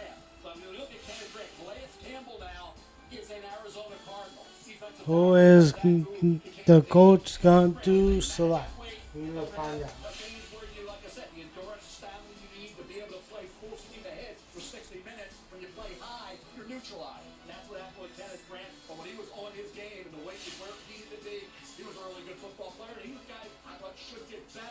I don't know if I'm going to do this next year during the draft because I have to save my vacation time. I might be going to Thailand, so This is a big man that's 330 pounds, Green, and he can run, he can move. He's got to become a better rusher, and I think he has all the tools because if I'm in Thailand and it's the NFL draft, I might stream it. He can lock down the way Dexter Lawrence did at Clemson. It'll be 9 in the morning now. 8 or 9 in the morning now. So. They need some beef on the inside. Gave up too many yards after contact last year as far as run defense. He'll help that. All right, so we are 13 picks into this draft, and as we bring our research producer extraordinaire Evan Kaplan into the If I conversation, can stream it, I don't know if I can stream it. distinctly different field cap from the first 13 a year ago. But if I do, I would probably do the shorts for the Giants. So. Offensive players. That is the longest streak at any point in the common draft era. So far this year, through 13 picks, 9 offense, 5 defense. That adds up to 14. That's because Travis Hunter, we're counting on both sides of the ball, and only 1 QB so far in the first 13 picks tonight. We had 6 QBs. So I probably won't take the day off for the Giants game. So. All right, the Indianapolis Colts have made their selection. That pick is in. We've been speculating about them taking a tight end. Pick is in for the Colts. Here we go. For them. Let's see if that's the direction they go. Here's the commish. With the 14th pick in the 2025 NFL Draft, the Indianapolis Colts select Tyler Warren. Tyler Warren, tight end. He went tight end. Well, they had to be doing a dance in their draft room. This would Okay. have fallen better for the Colts. Tyler Warren is the best tight end. So the Falcons are now on the clock. He won the Mackey Award as the nation's top tight end last year, catching 104 passes now in what proved to be a 16-game season for that Indy Lions.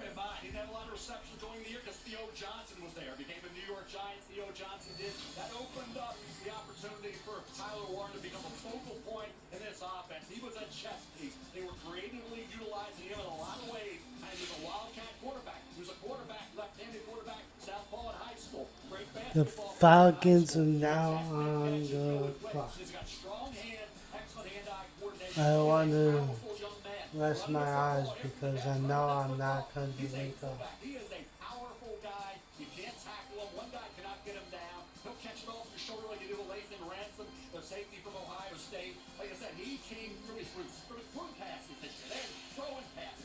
Maybe doing commercial. He can do so many things as that versatile chef speak. That's why I thought he may have been a New York Oh, yeah.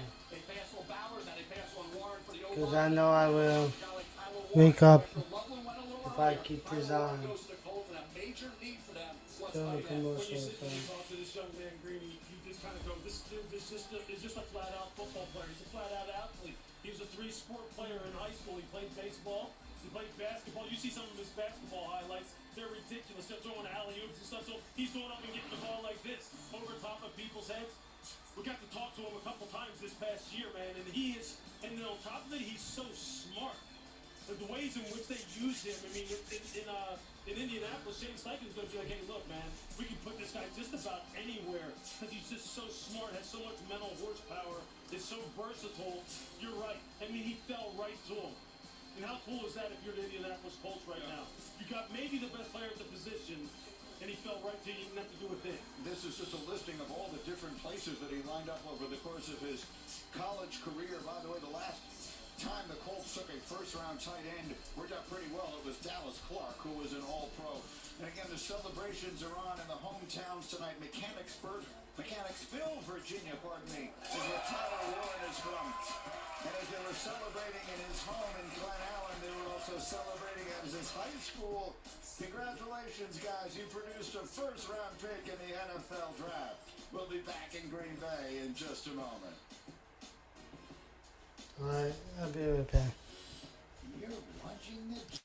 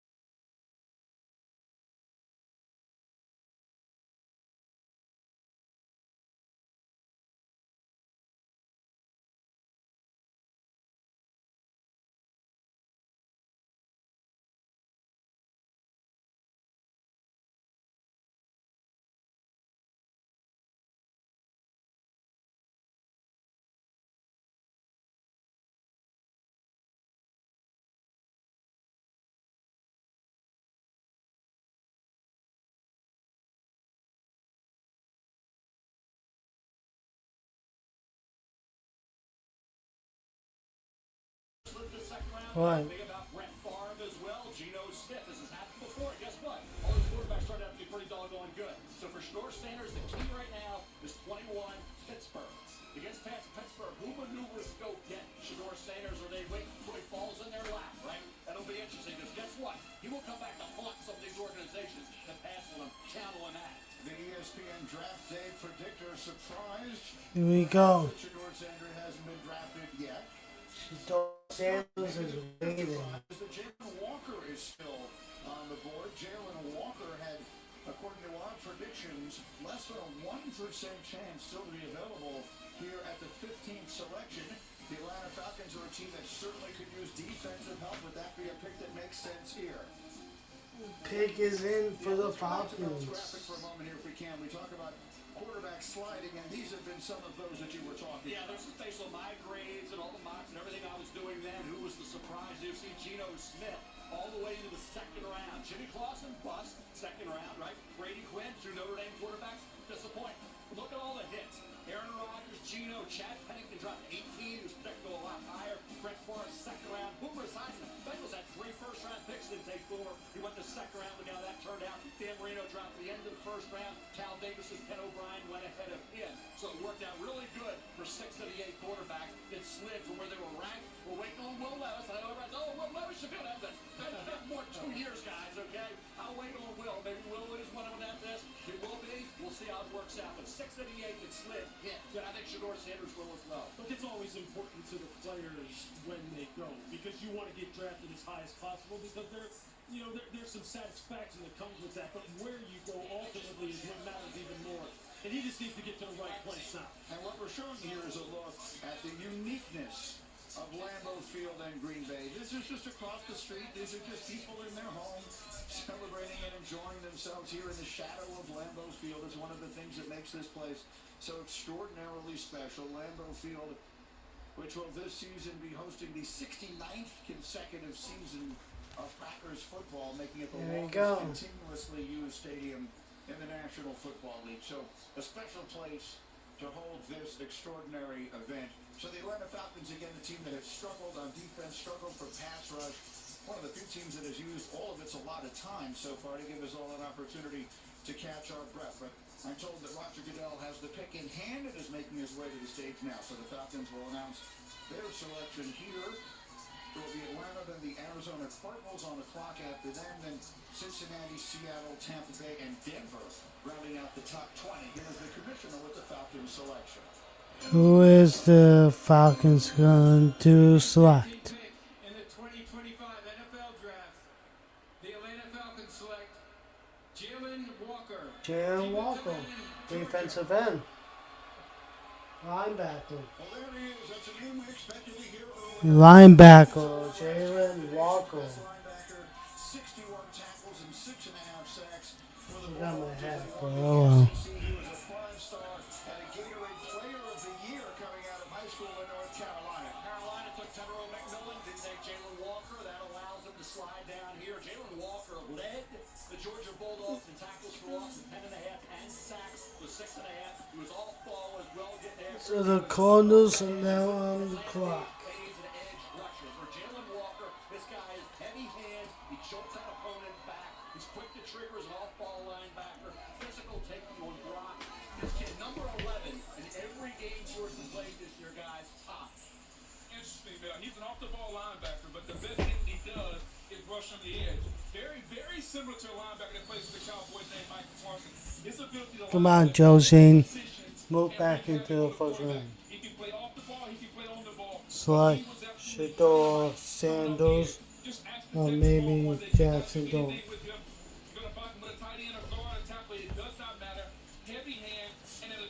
Go. The Cardinals are now on the clock. You saw James Harrison at 6'1", play outside linebacker for the Steelers and dominate. Coming off the edge, rushing against offensive tackles. I think Jalen Walker can do the exact same thing at the same height. Yeah, well, James Walker's a freak now at 5'11", 250 or whatever he was. Yeah. You know how good he is. Yeah, exactly. But Jalen's interesting because It's not a whole lot of technique involved with it. He just plays so hard, and he's so explosive that you can see through his core with his hand, and he never gives up. Effort sacks are something that they're not effort sacks to him. It's just normal. That's just the way he plays. It'll be interesting to see what Raheem Morris does with him and where he plays him, because he does play all over the place. 2-point, hand down, off the ball, spy. Maybe the Giants are This guy's gonna be a hell of a blitzer. I pity on the any phone running with back Arizona to trade up. Because I'll tell you, you better have a strong neck, and you better be able to play low. Because this dude I is don't know, coming maybe. out, and he comes with a lot of fury. I'm looking forward to see what they do with him in order to get the pass rush they need. Well, and to that point, if at first you don't succeed, just keep trying and trying again. The Falcons have been trying to fix that pass rush since Sid Beaches. This is another effort for Raheem Morris and this defense trying to fix this pass rush. Hopefully it works for him this time. Yeah, absolutely. It's interesting that Mike Green is still on the board for Marshall, who's fantastic. Yes, That's what, yes. Well, this is the first time the Falcons have used a top 15 pick on a defensive player since Vic Beasley in 2015, and we'll continue from Green Bay in 30 seconds after this word from Thrivent. For some of us, personal finances aren't just personal. We use money as a tool to help all the people we hold in our hearts. Loved ones, neighbors, the communities we call home. And Be right back. Hold on.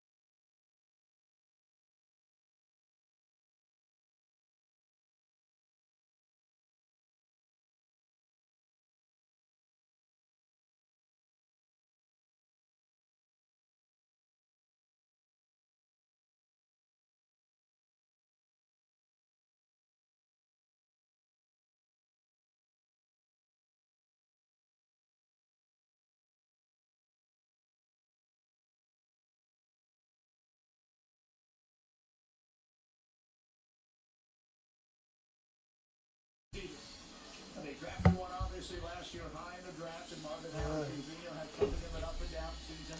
In his You will see who the Cardinals will select. Kyler Murray, so the Cardinals pick is in, and the commissioner is making his way to the stage. Here we go. The commissioner is At 16. With the 16th pick making in an the announcement. 2025 NFL Draft, the Arizona Cardinals select Walter Nolan, defensive Walter tackle, Nolan, Mississippi. defensive tackle. Ole Miss. Okay. They went defensive tackle. Then an outstanding season at Ole Miss with 6 So the Cincinnati Bengals are now on the clock. Yeah, production this year was not the problem. He had as many tackles for loss and sacks just one season as Mason Graham, who we really like, had in 2 seasons combined. So for Walter Nolan, the talent, I like the person. The Cincinnati Bengals are now on the clock. Let's see who they will select. Walter Nolan. So I think from a standpoint of developing a young player, teaching him him right, making him understand what it takes to be a professional football player. This is, I think, what Walter Nolan needs, and it will benefit him in his career. And I think the Calais Campbell part is really necessary because Walter Nolan can be as good as he wants to be. He can be Dominic Greedy.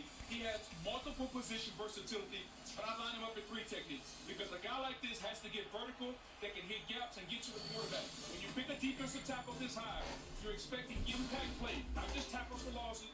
You want sacks, you want cause fumble. He's the twitchiest defensive tackle in the draft.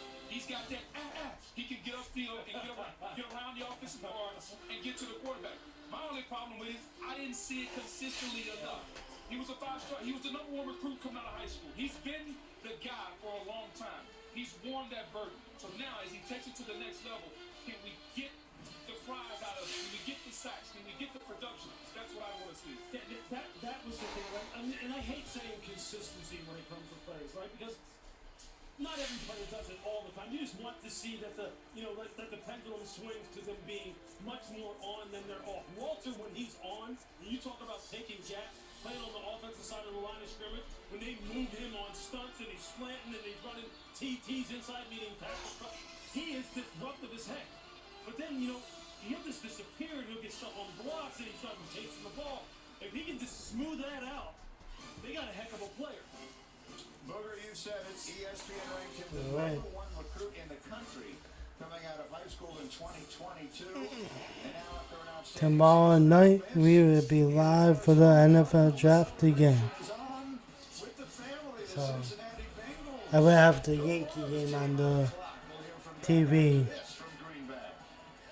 I know, usually I do SmackDown Live, but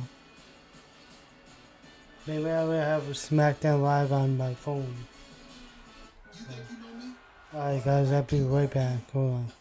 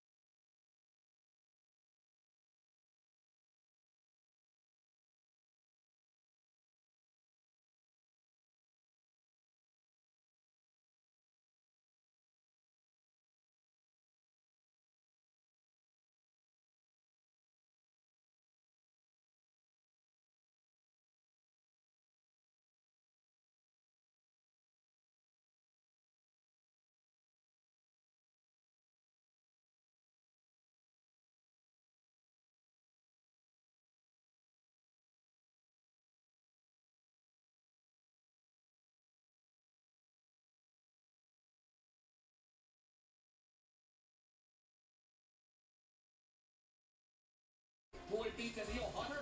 Good eat. Daniil Hunter had 4.5 career sacks. Forgot. This is Shamar Stewart is a Bengals pick. So Seahawks are now the pick on the clock. 34-8 arms and a 40. So the Bengals select an edge. He should be getting double-digit sacks, Boyd. What's the problem? Mel, here's the thing I'll tell you. I'd rather drive a Mercedes than a pickup So truck. the Seahawks are now on the clock. At least I know I can go fast in a Mercedes. And it's up to the defensive line coach to get the best out of him. Because Houston takes this young man with the traits that he has and the speed. He has the potential to be a double-digit sack guy in the National Football League. A lot of disruption, not a lot of production. But the tools are there. Mike Tomlin has a saying, if the guys didn't need coaching, I wouldn't have a job. He needs coaching. He needs to understand his pass rush move and how to finish at the quarterback. That's what the NFL is about. I love this pick for the Cincinnati Bengals, and I just wonder how this is going to impact Trey Hendrickson and what they do with him. You know, they need somebody like Trey Hendrickson around. So with this young man how productive that's, right? Think of some of the players who you played with. Yeah. You have other guys who you can sit and watch. Look, it's not just going to be on their new defensive coordinator, Al Gold. He can't just be the one who's going to teach this young man how to pass rush. There's got to be people in the locker room that are going to help him as well. He plays hard as hell.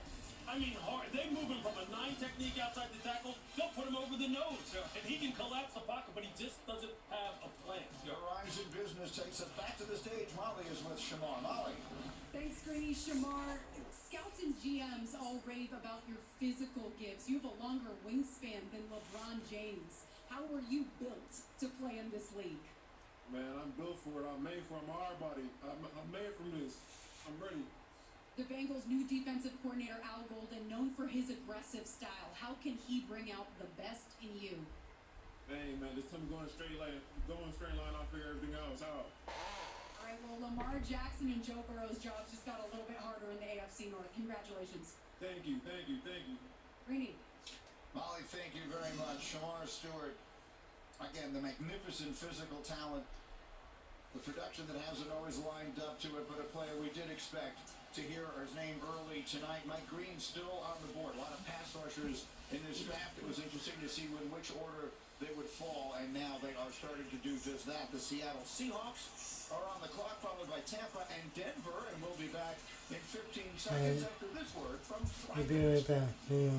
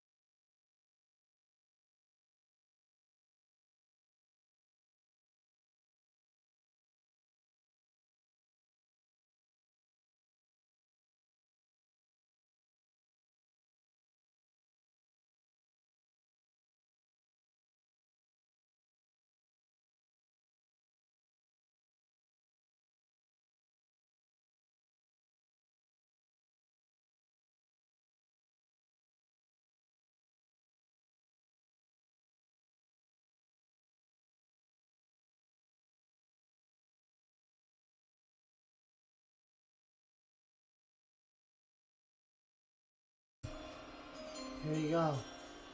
With the 18th pick in the 2025 NFL Draft, the Seattle Seahawks select Gray Zabel, guard, North Dakota State. Alright, Gray Zabel.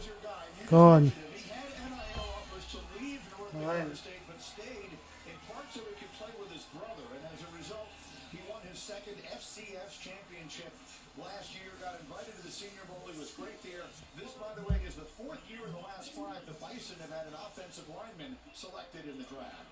Daniel Leon, he'll start the first 3 games at left guard in 2023. Moved to right tackle for the rest of that season. This past year, he's at left tackle for North Dakota. To the Tampa Bay Buccaneers are now on the clock. 6 games this career, 41 overall at left tackle, left guard, and right guard. I said practice at center at the Senior Bowl in Lewis. Technique and a fiery approach. He's got a defensive mentality. Brady Zabel, I know, down in Mobile, impressed a lot of offensive line coaches. No doubt, especially with his play on the interior, center, and guard. You go back to 23, as you mentioned, and you watch him there, where he started those games at left guard. He looked like a Pro Bowler. He looked like a guy who's going to be all rookie immediately, and he's going to challenge for a Pro Bowl spot. The arm length does show up the tackle for him. He doesn't have that kind of physical range to deal with some of the pass rushers he would deal with in the NFL. But at guard, he's plug and play. So he's headed to Seattle. The Tampa Bay Buccaneers will be next. Congratulations to Gray Zabel and his family. Again, the Bucs are on the clock, then the Broncos, then the Steelers. When will we have our next quarterback selected? We'll find out shortly. We're live in Green Bay. We're back. I'll be right back. Hold on.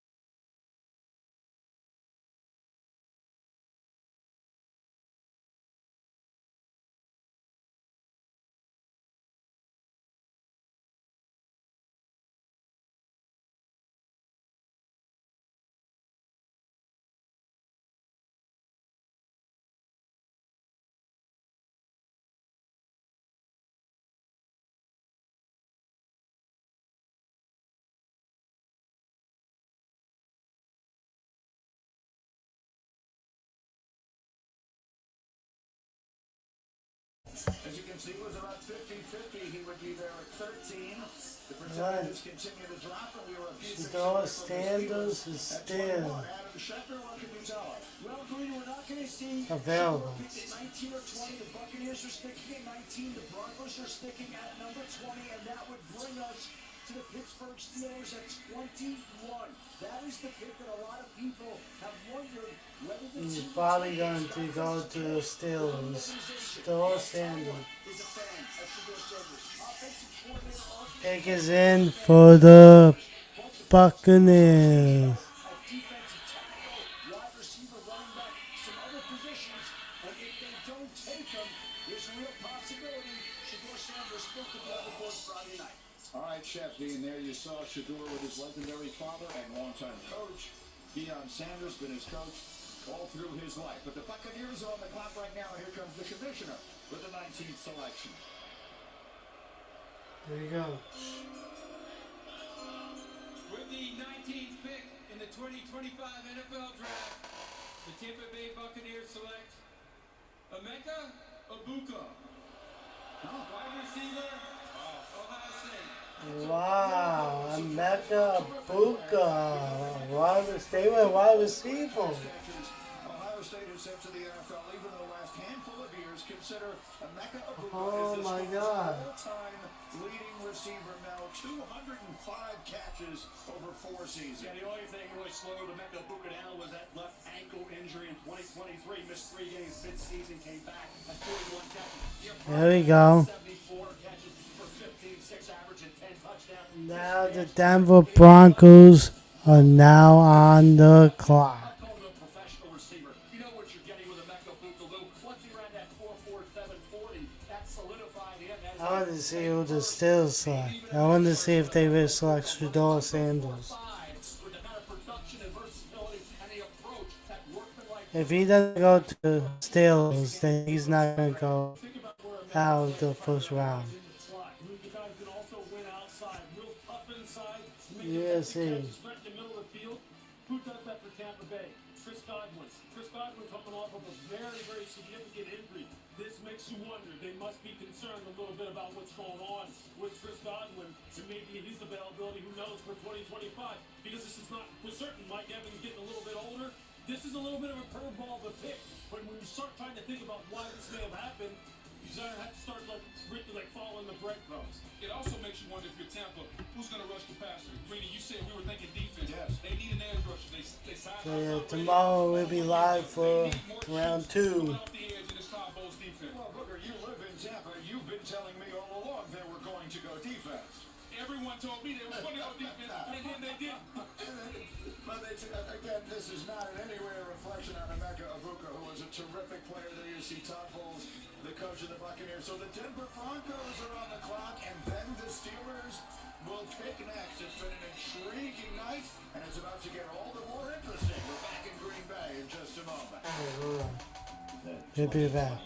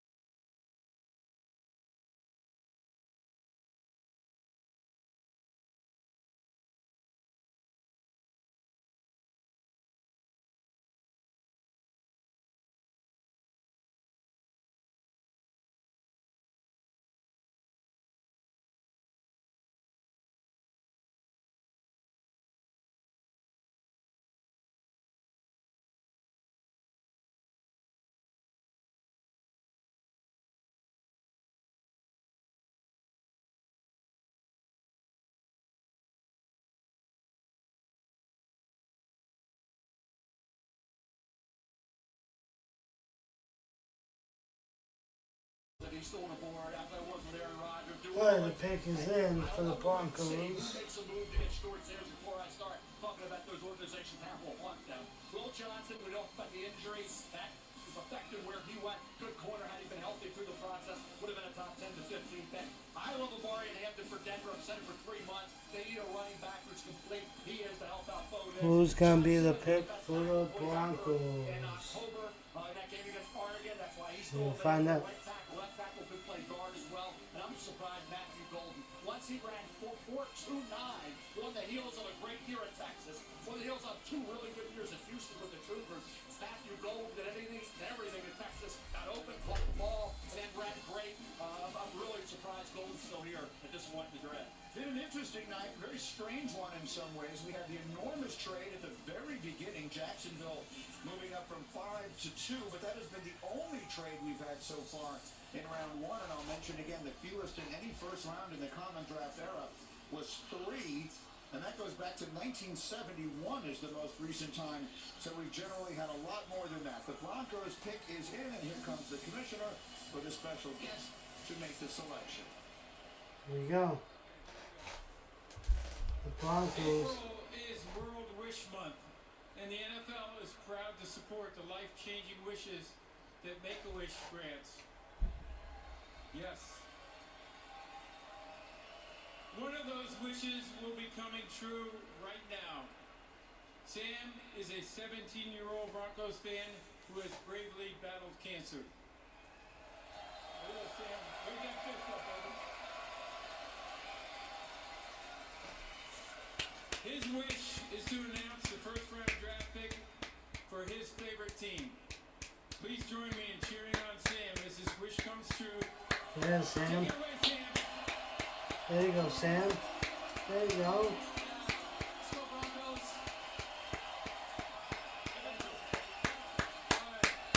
With the 20th pick in the 2025 NFL Draft, the Denver Broncos select Jahdae Barron, DB, Texas.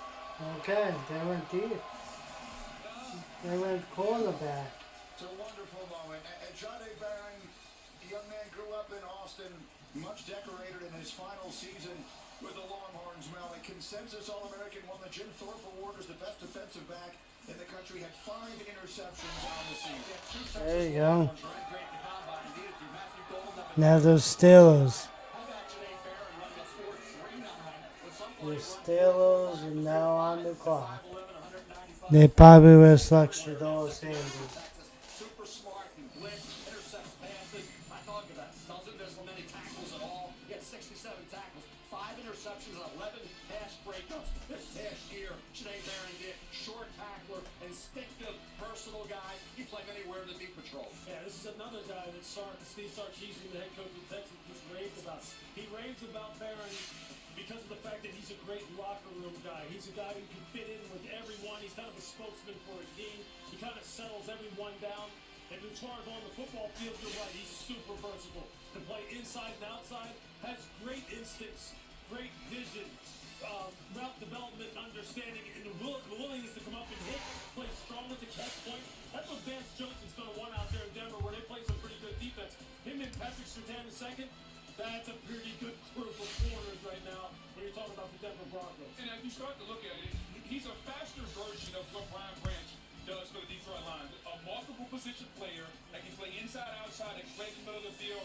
He can do it all, kind of a joker on defense. He will be used very well in them. Yes. All right, and so now we get to the Steelers at 21, and this is a spot that obviously we have had circled for quite some time. Adam Schefter, what can you tell us? Well, Greeny, one of the most intriguing spots in the draft. Shedeur Sanders is still on the board right now. The Pittsburgh Steelers still are awaiting an answer from Aaron Rodgers. One person in the league said today they wondered how that combination, Aaron Rodgers and Shedeur Sanders, could go along if the Steelers went that route. But there are no assurances that Pittsburgh is going to go that route at number 21 when they have other needs as well. This will be an organizational decision.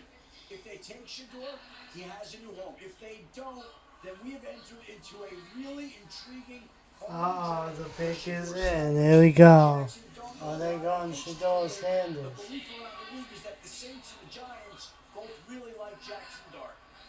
So So, Shepty, there's an irony in all of this, Mel, because you keep making the comparisons to Aaron Rodgers and the way that he slid through the draft, and now perhaps Rodgers Here we go. role in Pittsburgh's decision as they make this pick here at 21. But we're waiting to see if this is the spot. Shedeur Sanders will finally hear his name called. Steelers have no second-round pick. That went to Seattle for DK Metcalf. So they're sitting here with a pick. We talked about Derek Harmon. Derek Harmon, defensive tackle out of Oregon, could be mentored by Cam Hayward. Cam Hayward can't play great forever, right? He's a Hall of Famer, but he's a year in. He's 2 more years, maybe 3.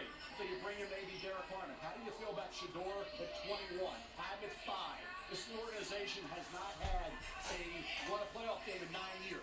And recent seasons in a long time, but 21. They didn't won a playoff game in 9 years. In this division, with Burrow and Lamar and the AFC loaded with great quarterbacks, and you have Mason Rudolph, and there's Shedeur sitting there, and you have no second-round pick. Where's the young quarterback coming in? But I'm taking Shedeur Sanders. I prefer him in New Orleans. I don't know what the Saints were taking there. That's their decision. I disagree with it. But if I'm Pittsburgh, Shedeur Sanders, the pass on him at this stage at pick 21, Book, come on. I'm told that the pick is in. Shedeur Sanders. Shedeur Sanders to the Steelers. Here we go. Let's see. With the 21st pick in the 2025 NFL Draft, the Pittsburgh Steelers select Derek Harmon, defensive tackle, Oregon. Yeah. Oh my God.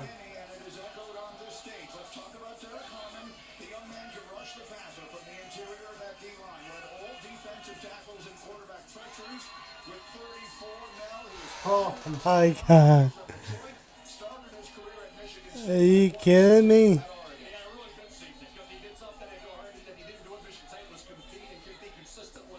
Wow. This year took his game from a competitive standpoint to a new level. I know Michigan State kept waiting for it to really hit home and really develop into that kind of player that They have. indicated he could be. And this year he did it. He was disruptive. He got in the backfield. He hit Quinshon Judkins in that game on October 12th. Because they have heard from Aaron Rodgers.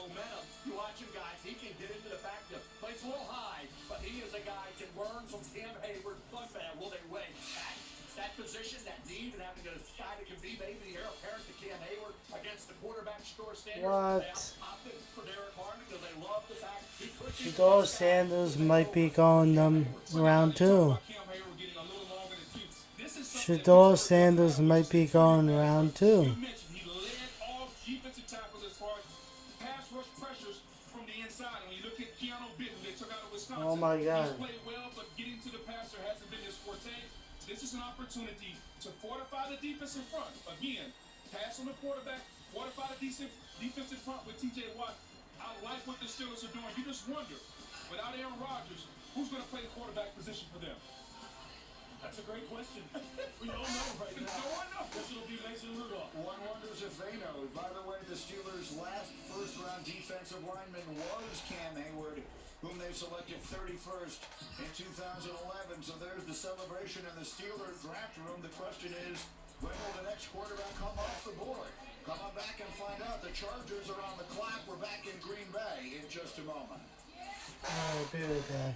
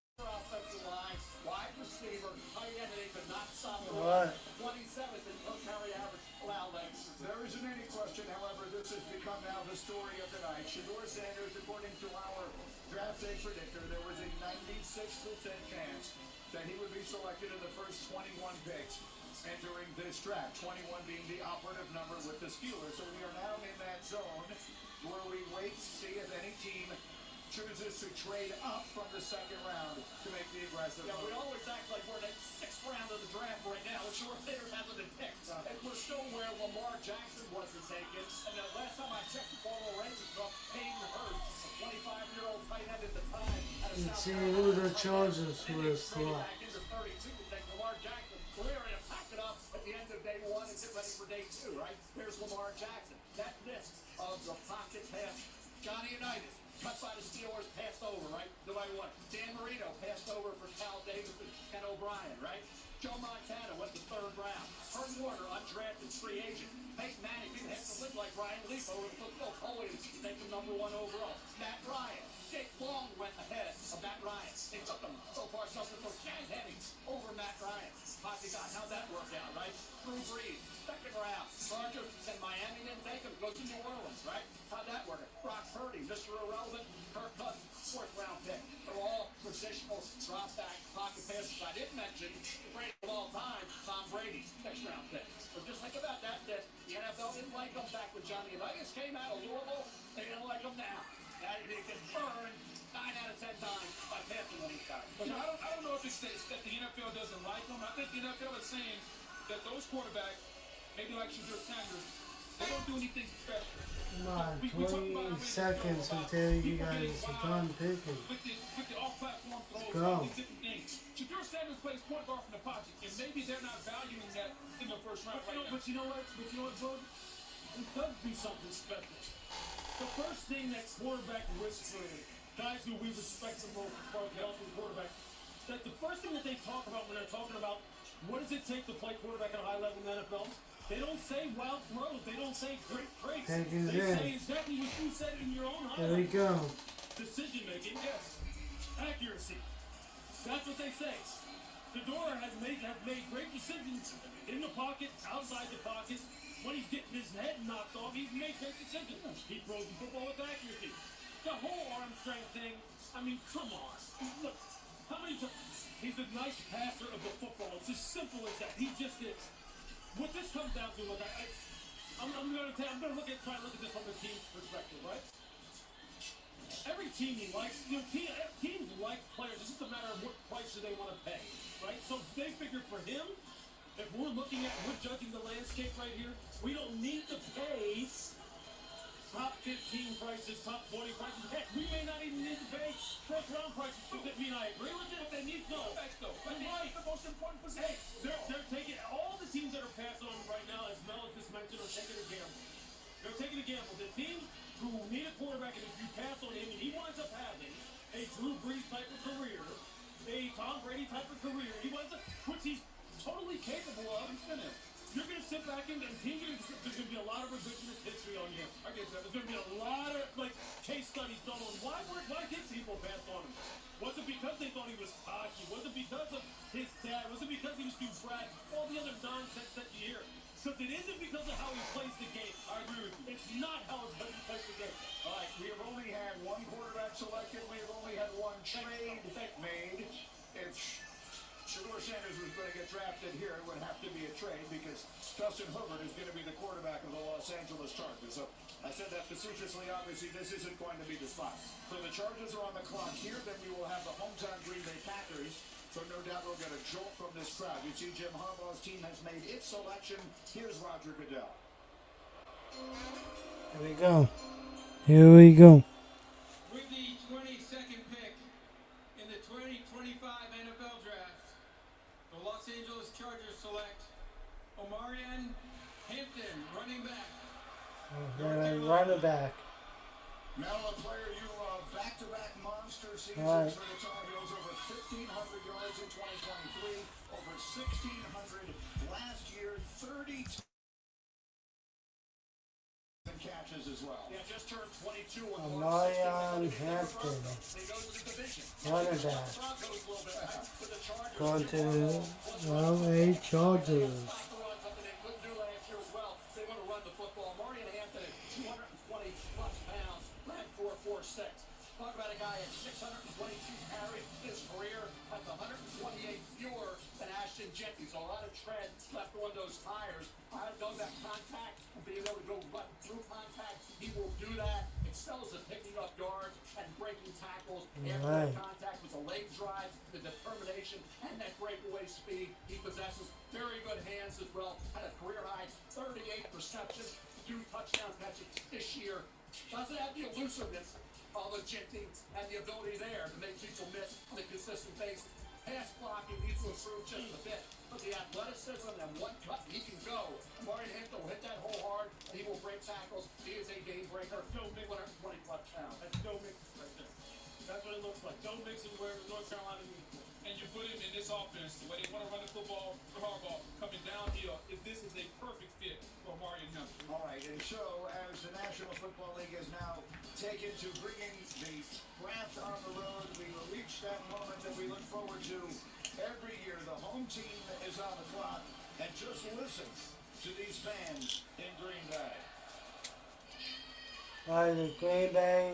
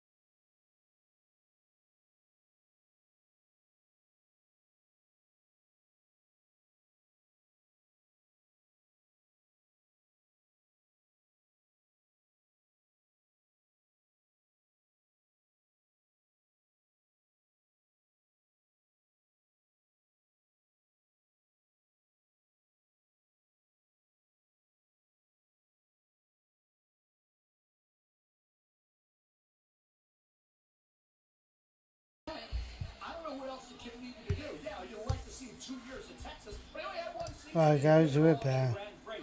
Matthew Golden here. Are you kidding me? In the late first round, when McMillan already went, and Abuka already went. But The internet went out on me, so hopefully it stays on.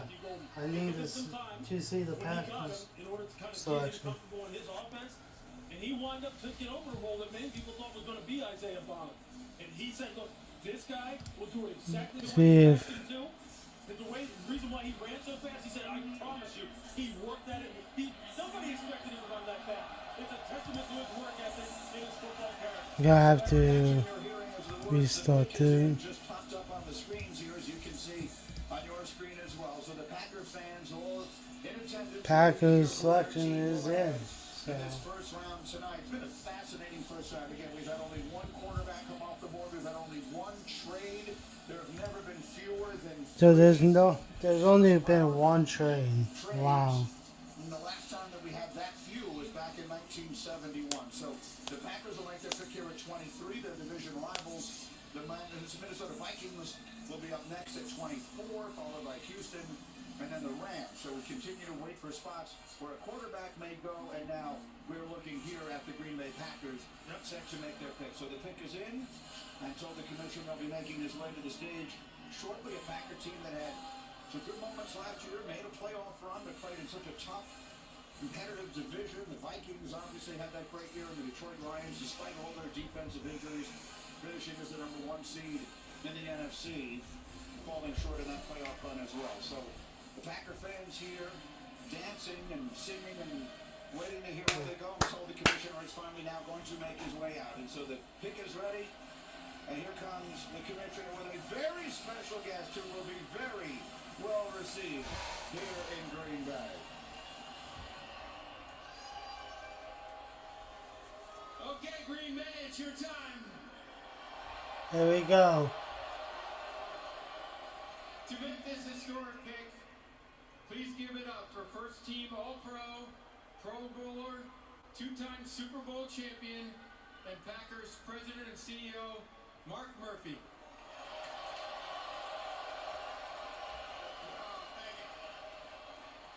Thank you, Roger.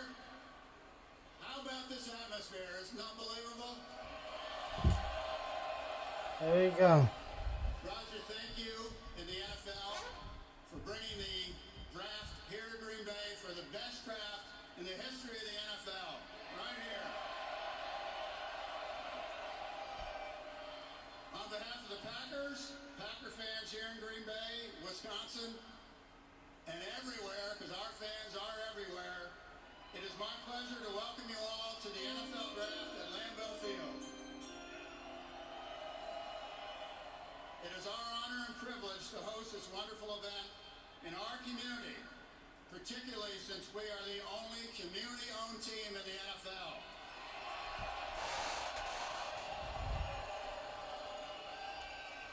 Just out of curiosity, how many of you are owners?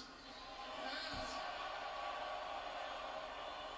We also have the best owners in the NFL. And we also want to celebrate the special connection we have with our fans that dates back to the early days of professional football. With the 23rd pick in the 2025 NFL Draft, the 13-time world champion Green Bay Packers, for the first time since 2002, draft a wide receiver, Matthew Golden, wide receiver. Matthew Golden.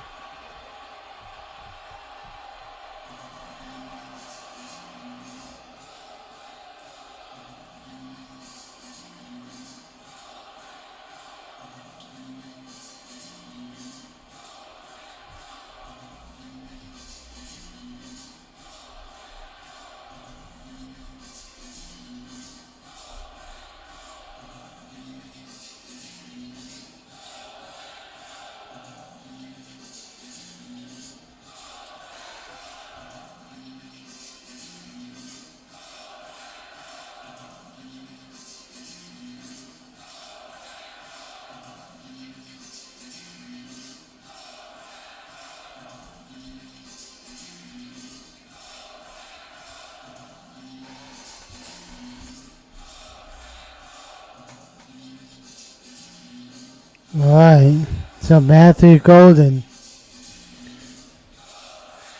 is a Green Bay Packer.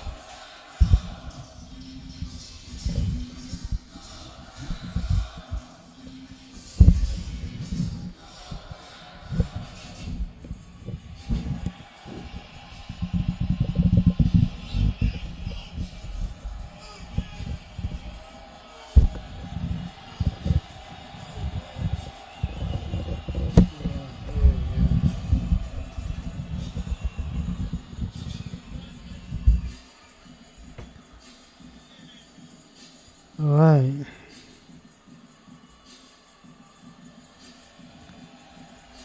Welcome to Green Bay for Matthew Golden. There you go. Pick is in for the Vikings. You will see who the Vikings will pick.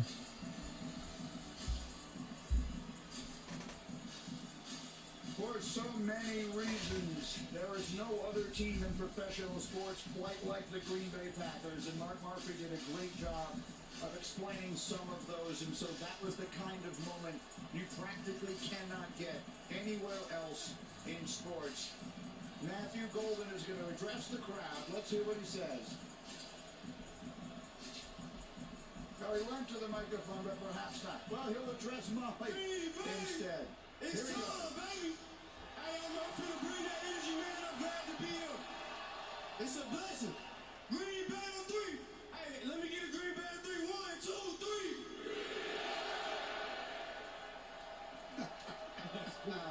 How good is that? All right, Verizon Business to Molly, who is with the man of the moment. Molly. Matthew, that was a warm welcome from your new fan base. What is it like to stand here in front of all these Packers fans? Man, it's a blessing.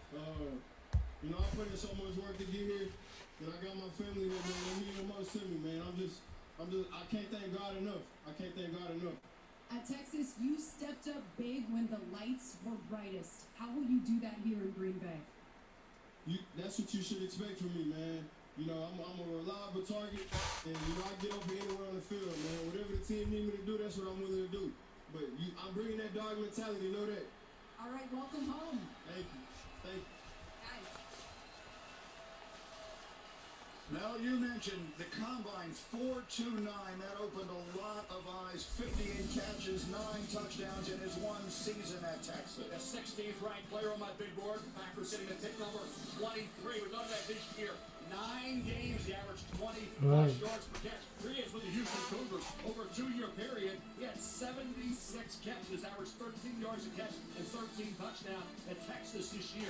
He was outstanding, and he came up big at critical moments in key games. SEC championship game against Georgia, really impressive with 8 catches, 162 yards. Quarterfinal playoff game against Arizona State, 7 catches, 149 yards, another touchdown. He had 2 to 3 concentration drop. That was it.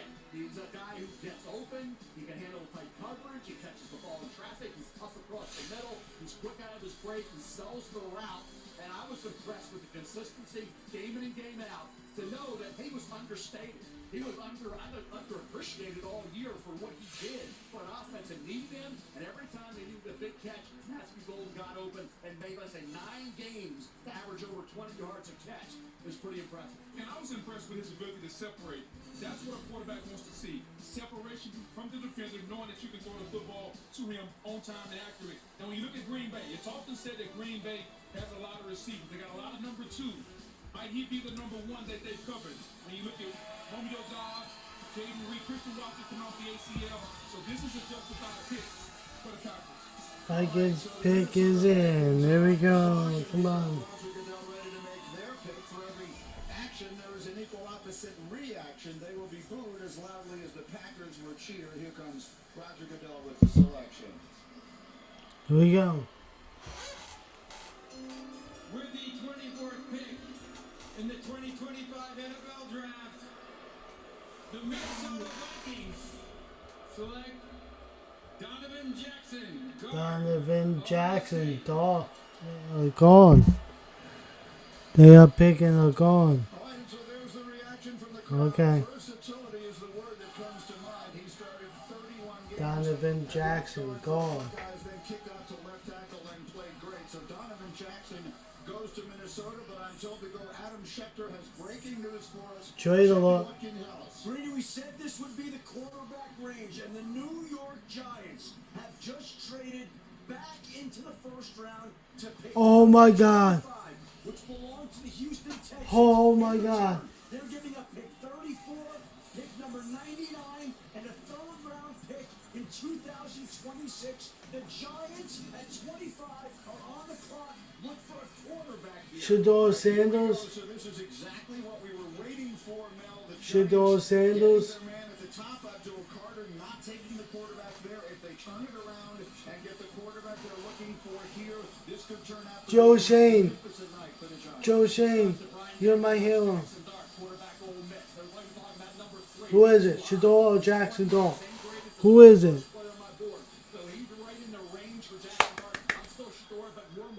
Come on. Come on. Come on. I'm a Shador guy. Love him. Jackson Dart I like. And I think Brian Steadyball says, hey, he's my guy. Because he can move around and he can, say, had those games where he can beat Oh my God. Oh my God. The New York Giants are on the clock. And they have made their pick. They have made their pick. They were on the phone. They have made their pick. They are.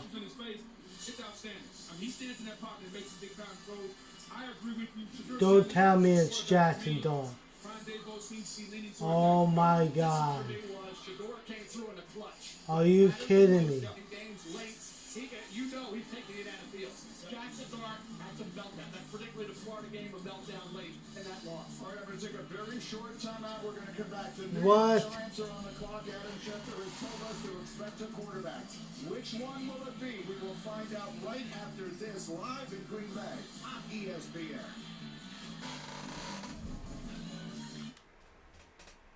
I think they got off the phone with Jackson Dart.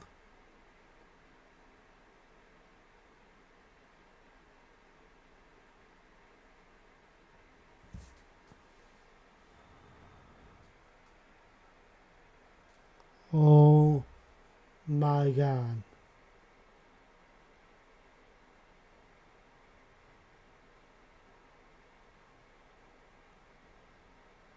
Are you kidding me?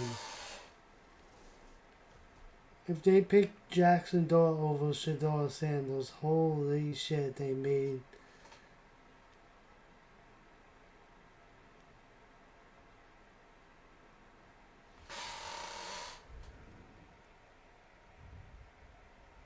If they made Jackson Dart over Shador Sanders, that's a ballsy move.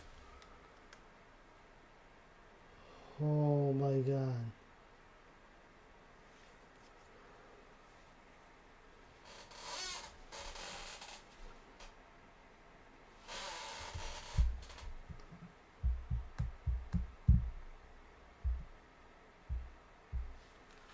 I'll be right. Hold on.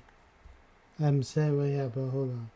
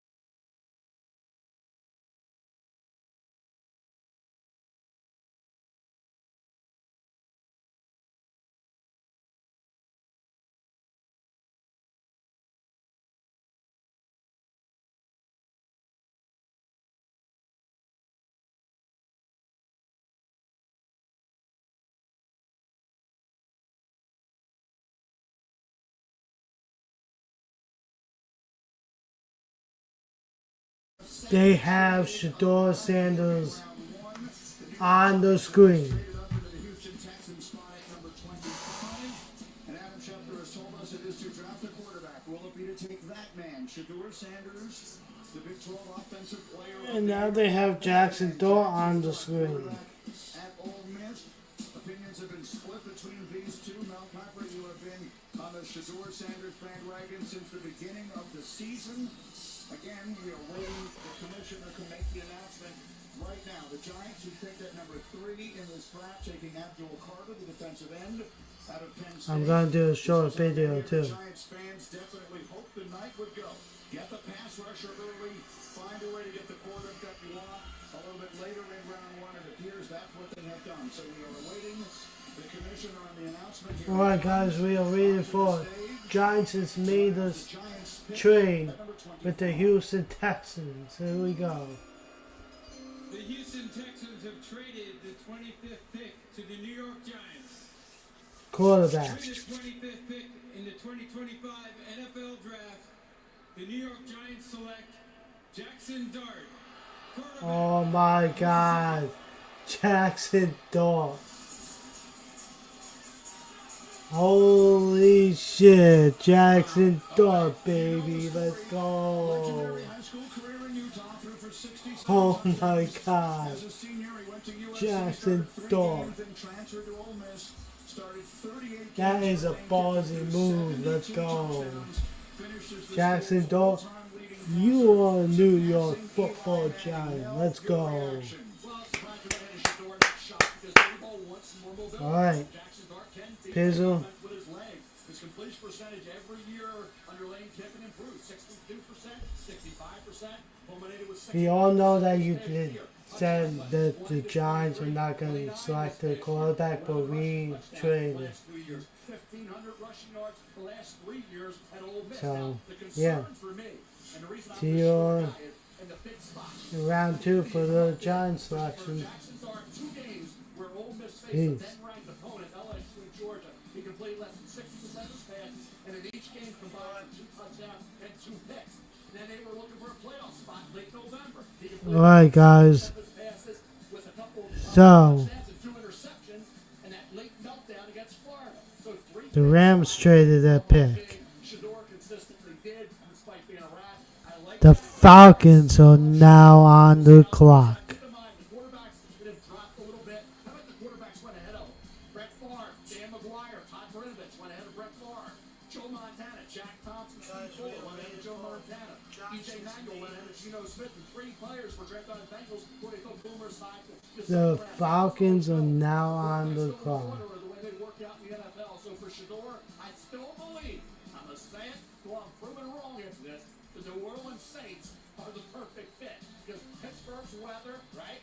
The Giants are weather, and the division's weather. And for Shedeur, like Drew Brees and Peyton Manning, that dome would help him so much. Hold on, Jay. That's be a great career that he's certainly capable of. I think Jackson is very, very well respected down in Oxford. Being a great teammate, he's tough as hell. Another kid, well, fortunate enough to call 3 of his games over the past couple of years. He's got a big arm. He is tough. He can pick up first downs. He can bomb the football. It doesn't always seem to be able to get through progressions as quick as you would like. That's something he's got to work on. That's something he'll have time to work on because Russell Wilson's going to command. Are you drafting him to the next GM and the next head coach? We'll see. And you know what? Hey, that's a question for John Mara. But I'm happy for the kid. Let's find out what we can from Sal Palantonio. He is covering the Giants for us tonight. Sal. Well, Greeny, it's pretty clear that head coach Brian Daboll likes Jackson Dart. Why? Because he has some of the same traits Jackson that Josh Dart. Allen had in I can't believe we Buffalo. passed on The Shedeur dude Sanders. credibility, the big arm to get the ball down the field, the toughness. Those are the traits that Josh Allen showed Brian Daboll in Buffalo. That's why Jackson Dart of Ole Miss is here and will be. Daboll sees traits in Dart he saw in Josh Allen. Once again, this is a conversation that is going to be continued. Wow. These quarterbacks will be compared to each other for a long time. We know it'll happen. Shedeur Sanders will be Okay. drafted at some point here, whether it's tonight or tomorrow. The Giants have made this decision, and we will take a look at the history. Hold on.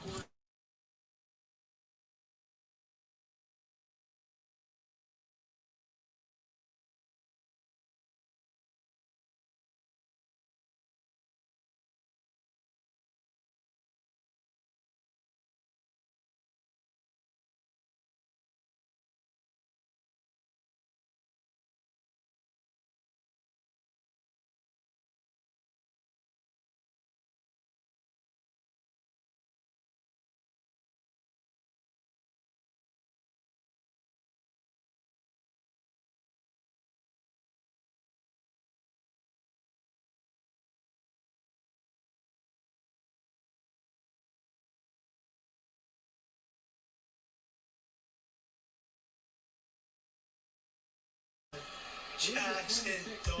In the Alright. 2025 NFL Falcons. Draft, the Atlanta Falcons select James Pierce Jr. James Pierce Jr. Tennessee. Edge out of Tennessee.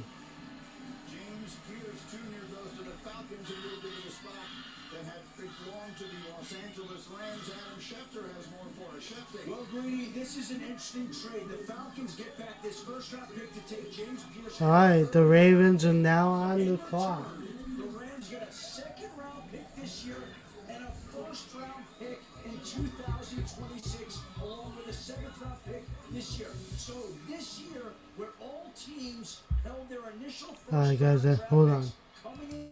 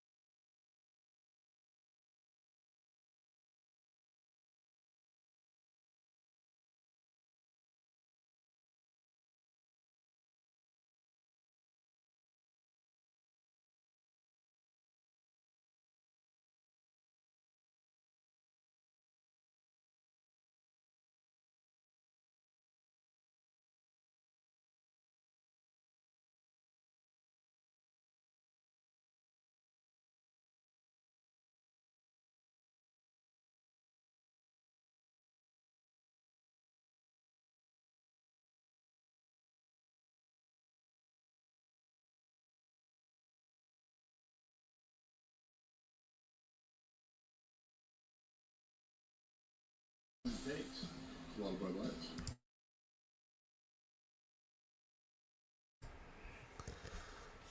Alright, the pick is in for the Ravens, so we will see who the Ravens will select.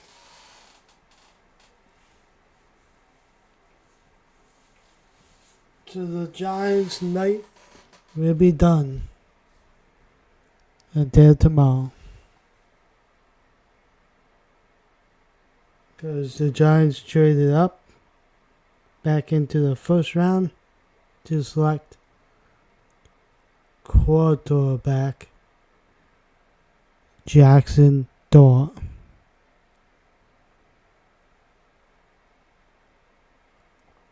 That was a ballsy move for Joe Shane and Brian Dable. Now, where is going to be... What will they do with whatchamacallit? Tommy DeVito? Are they gonna keep him on the practice squad or what? Let's see, the pick is in for the Ravens, so here we go. Receiver in the first round. It's been an action-packed last half hour or so. The commissioner should be coming out. Giants traded up with a quarterback in Jackson Dart. Falcons traded up into the pass rusher. I can't believe Shedeur Sanders hasn't came out of the first round.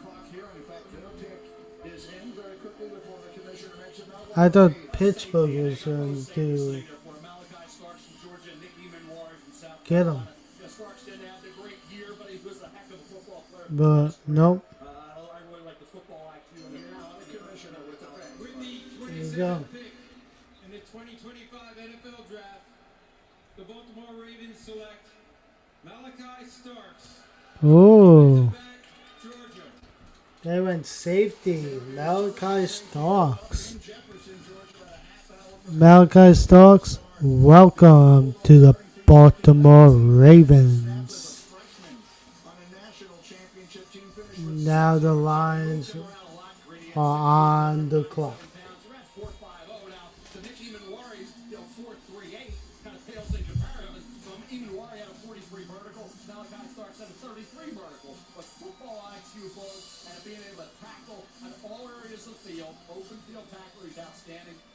His ball skills, the interception and the range he showed against Clemson was phenomenal in that game. He had 5 career interceptions. He is just everybody. He's a good football player. He'll play that center field role for the Ravens. Here's the thing I'll tell you, Chris. He trained in Tampa with my buddy Yo Murphy. I got an opportunity to see him every day, see him work. You talk about football character, football instincts, showing up to work. There was video of him working out this morning before he gets drafted this afternoon. That's what you're getting in this safety in Baltimore. There's a sign in the facility that says play like a Raven. He will embody that coming from Georgia. Steve coached him to Kirby Smart. I don't worry about the testing numbers. His football instincts, he's ability to be in center field while you have Kyle Hamilton down around the line of scrimmage, be able to play and make plays. What he lacks maybe in The Lions are now on the clock. This is a true football player that had very high football character. He's a guy who seems like he would fit in Baltimore in some of their split safety stuff, right?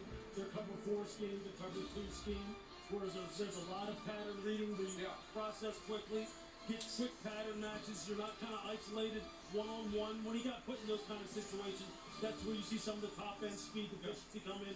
And I don't mean deficiency, okay? He's 4'5". Well, I'm saying he doesn't have true man coverage skills down the field against wide receivers making them one-on-one. But he's a solid, steady player. That's a nice fit. Who is the Lions going to select? The pick is in for the Lions, so Malachi Starks is coming out to meet the commissioner. He is a free agent after the 2025 season. And he'll benefit from being around a guy like Kyle Hamilton.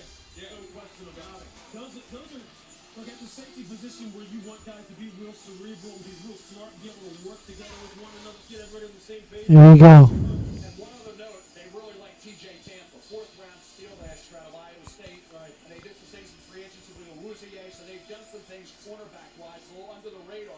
The development of TJ DJ Tampa, who I think is going to be a nice addition to that defense this year. When redshirted, Alright, Malachi Starks, you are a Baltimore Raven. Good luck to you in your future with the Ravens. Out onto the stage and actually lifted the commissioner off his feet, and he's down there on the stage now. Verizon Business brings us down to Molly, who's with Malachi. Molly. Malachi, I can feel the energy vibrating off of you. That was quite the hug with Commissioner Goodell. How do you describe what's going through you right now? I'm ready to go. I've been waiting too long. I'm ready to go. I'm ready. This Ravens defense was a force down the stretch last season. What will you bring to that secondary? I got energy. I move around. I play at a high level coming from a university like Georgia. I'm just ready to go play ball. What do you think about playing with a guy like Kyle Hamilton? It's my dream. Hey, congratulations, Malachi. Thank you. Guys. All right. Everything you just said was illustrated by his behavior. He's ready to go. He's ready to play. He is ready to play. Alright, the Lions are on the gonna be picking.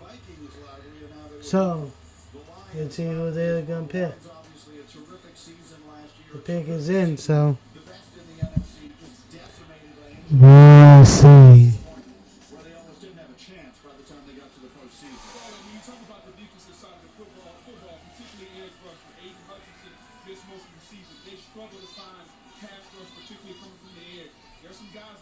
Left on the board, the guy from BC, Donovan Ezeraku, Mike Green is on the board. They need to solidify the depth from a pass rush standpoint. This is a playoff team that wants to compete for a Super Bowl. You have to fill in the holes, the gap that you have. You talk about them being decimated on defense. They have to accumulate the depth, especially at the edge position. Yeah, they got to get somebody who can off the edge.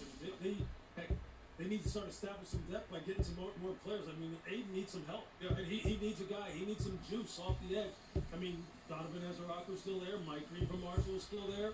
You would expect it to be a defensive pick simply because of the fact they had so many injuries. Yeah. And it really just derailed everything they were trying to get done last year. We'll see what happens here. There were two teams that didn't have multiple players. 5 more picks left. Last season, Aiden Hutchinson After they make this selection, which they did, it's going to be 4 more picks left until the draft is over. Here we go.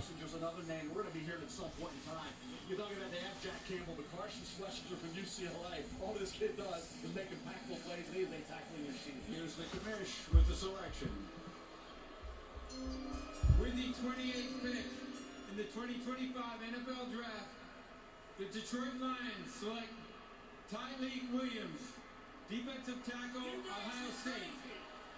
Tyleik Williams, defensive tackle of Ohio State. Okay, they went defensive tackle. Okay. Here's the first thing you notice, Brady. He's built like a nose tackle at 6'2", 334 pounds, but he has athleticism like a 3 technique. I got an opportunity to So the Commandos are now on the clock. for a guy that's 330 pounds. The ability to change direction. You talk about him playing the run. He plays the run fiercely at Ohio State. His ability to flip his hips and get upfield. He's got the versatility to play the 3 technique position. He can play the 1 or the 3. I think if he slims down a little bit, he could be the quintessential 3 technique. No doubt. I'm sitting here looking at my notes. He primarily aligned as the 3 tech, and the second thing I put was excellent flex body control and gravity, fluidness of movement for someone with that body that's so thick and so sturdy, able to hold double teams, doesn't get turned, doesn't get his shoulders turned. Hey, they're probably figuring this. We don't like somebody on the outside on the edge. What's the quickest way to get to the quarterback? We're just going to collapse that pocket inside out. There are 4 picks remaining in tonight's first round. As of now, they belong to Washington, then Buffalo, then Kansas City, then Philadelphia. Will Shedeur Sanders hear his name called tonight? According to our draft day predictor, there was only a 3% chance he'd be available by the time we got here. He is Mel's 5th rated player on the board. He's still available at 29. We'll be right back. Guys, I'll be right back. So.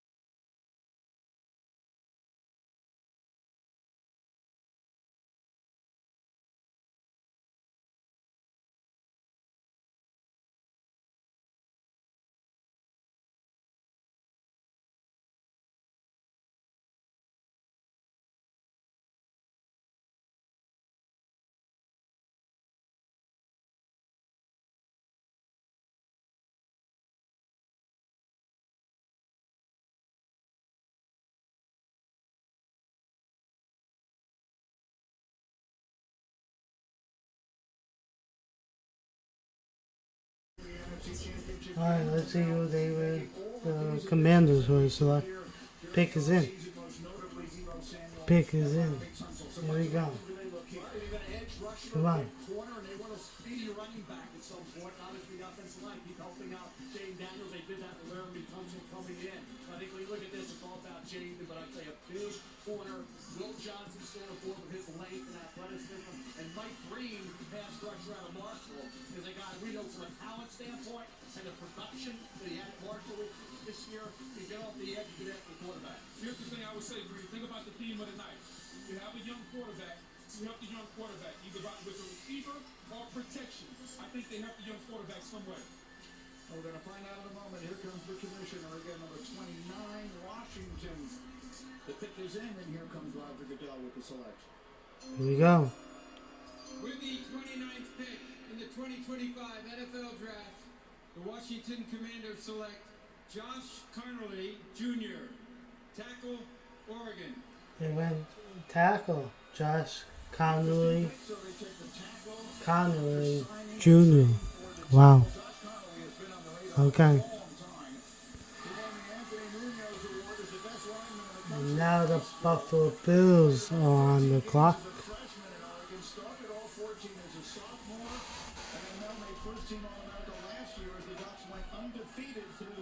Steadily improving player, Green, a kid who was outstanding throughout the course of the year. We talked about what he was able to do in that game against Abdul Carter. He wasn't up against Carter all often, but he did able, when he had the one-on-ones to show what he could do.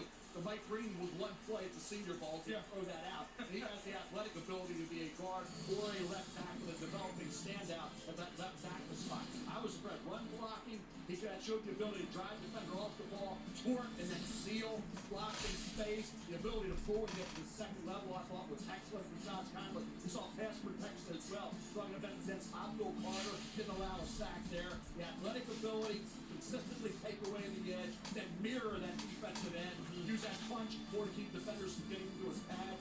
He can lose out a little of power. We saw that during the course of the season, but his hand placement effectively improved. So an offensive line coach that's getting an unfinished, needs a little more polish, refinement. But the talent level, the skill set of Josh Conerly, you give him one more year at Oregon, he's probably a top 5, top 10 pick. And you see those feet right there on that ET when the tackle slanted down inside.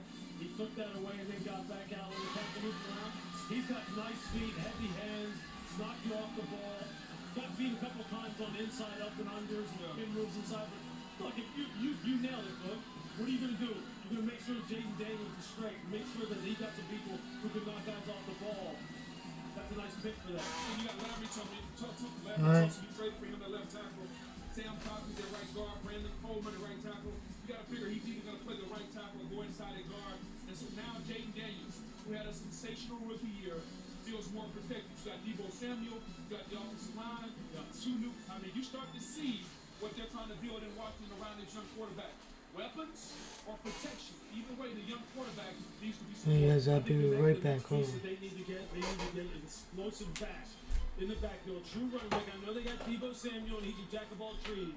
But they've got some nice things going on, and here we now sit with the Buffalo Bills. The Bills picking at 30. This is a team that has done as much winning as any team ever without taking it all the way. There's 78 wins, including playoffs, going back to 2019, is the most in a 6-season span without making a Super Bowl appearance of any team in the league. So it's a bit of damning with faint praise. They've been very, very good. They need something to put them over the top. What is it, Mel? They got to cover. They cover guys on the back end. You got Will Johnson. As long as the medical is good, Will Johnson's a top 10 to 15 player. No doubt about that. For Buffalo to see Will Johnson there at this point has to, I think, surprise a lot of people. Maxwell Hairston ran great, had a really good junior camp, 2024 campaign. So he got hurt this year with his shoulder, had 5 picks 2 years ago. Now, I know, Lou, you love Trey Amos. Absolutely. Trey Amos and R.A. Thomas from Florida State, and both of these guys. I mean, they're those long, tough, man-to-man cover guys, great jump ball skills, win at the catch point down in the red zone. The kind of guys that Sean McDermott like to deal with. R.A. Thomas would have been in the first round of that, not even for the 40 at the combine. That's right. I tell you what, and he's a Jalen Ramsey-looking type of guy. Long, tough, can play inside at the stars, the nickel position. And Trey Amos, I'll tell you this, coaches down at Ole Miss said, he reminds us in many ways of what Patrick Surtain looks like when he came out of Alabama. He has that same kind of mentality, that same kind of toughness at the catch point, ball skills, all of it.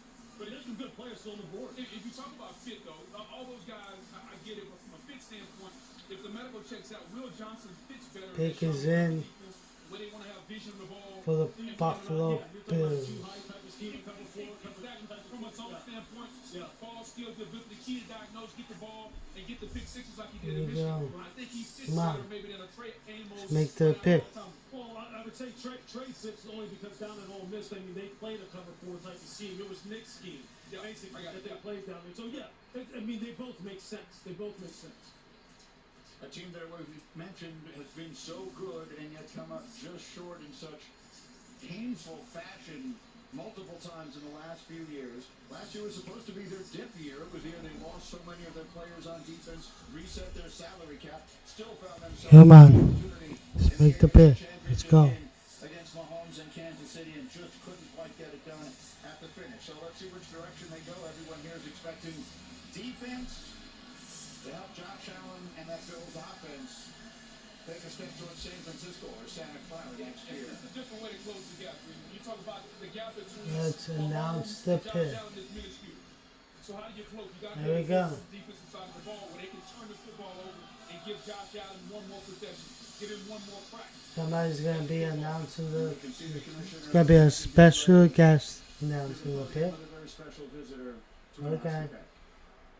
The NFL is stepping up to have an even greater impact as a wish maker for Make-A-Wish. For the second time tonight, we have the opportunity to grant a wish for a deserving young man to announce the first pick for his favorite team. Tommy. Alright, here we go, Tommy. Here we go, Tommy. Tommy is a 16-year-old living with a neuromuscular disorder, is a huge Buffalo Bills fan, and he's here with me to make the announcement Let's for go. the beloved Bills. Go ahead, Tommy. Let's go.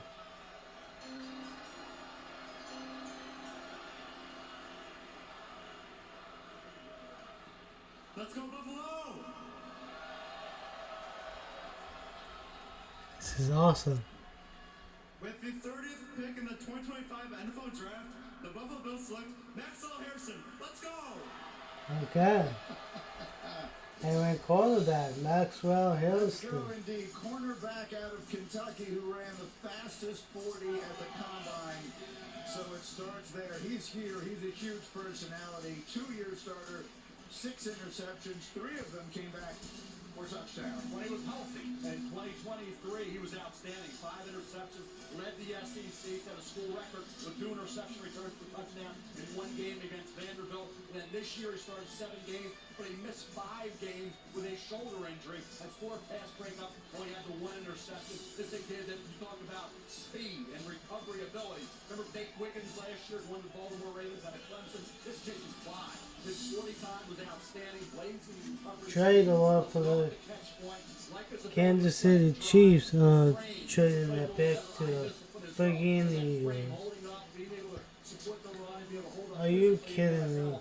The recovery ability, the coverage skills of Maxwell Harrison. When he was healthy 2 years ago, that was excellent. Yeah, I mean, 39 vertical, 10-9 garage, 4.25, you're talking about the 40. But he has the speed and athleticism to make up for some of the deficiency that he has as far as route recognition and playing it true and playing it clean with consistency. That's what happens. That's why you slip down to the 30 when you have the kind of athletic ability he has. But look, Sean McDermott will get him right. They need to really get some cover guys, some guys who can make some plays on the ball in the secondary. And this is the kind of kid with the kind of traits you look for down here late in the first round. He was the first defensive back in school. I'll be right back.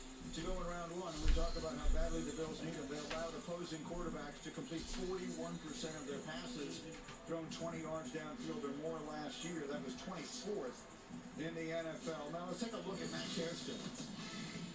Yeah, like I said, Greg, you talk about the ability to recover and to see the size. Only about 180, 183 pounds. That's the concern moving forward, that frame. But you watch him here. Look, and Kentucky, Drew Phillips came out of his defense last year. Did a really good job as a rookie with the New York Giants. Anticipate first on the ball, he'll come up with the interception. He had 5 interceptions 2 years ago. He said 2 in that one game for touchdown against Vanderbilt. So again, here's a kid with the talent. Certainly the Buffalo Bills, they don't need 1, they need 2, maybe 3 cover men to help that secondary. And I just love how they play. If you notice the video, he's playing off coverage with vision on the quarterback. We talked about how Buffalo wants to play with the safeties high and the cornerbacks off, keeping the ball in front of him with the cornerbacks having vision on the quarterback. He played that to the best of his ability at Kentucky and was absolutely outstanding. So from a scheme standpoint, from a fit standpoint, and then you add the element of how fast he is, they're a welcome addition in Buffalo. Yeah, that's how he needs to play it right there. He needs to play off, hips open, play everything top down, play with good vision. You saw that number 7 who he ran down from Texas. That's Isaiah Bond now. And he ran him down and made that play on that big post where he was beat initially, but he's able to run it down because he's got sub 4.3 speed. They just got to refine his technique, refine his route recognition, and that's what you're looking for here late in the first round. I see him making his way over to our Molly McGrath. Verizon Business brings us down to the stage where Molly has Max Hairston. Molly? Max, you told me that you were going to practice that handshake with Roger Goodell in the mirror. How do you think you did? I think I did good. He almost lifted me up on the hug, but I think I did good. I've been waiting all night for that one. I absolutely love your energy. You were known as a high-character leader at Kentucky. What is Buffalo getting in you? Man, Buffalo, they're getting the ultimate competitor, the ultimate teammate, and they're getting somebody that's going to give Josh Allen the ball back. Let's get to work! All right, congratulations. Before we go, let's see the inside of that jacket. Yeah. There you go. And so Max Hairston is headed to Buffalo. I'll tell you what, the NFL draft makes for strange bedfellows. Kansas City and Philadelphia met in the Super Bowl just a few months ago. Now they've swapped picks here.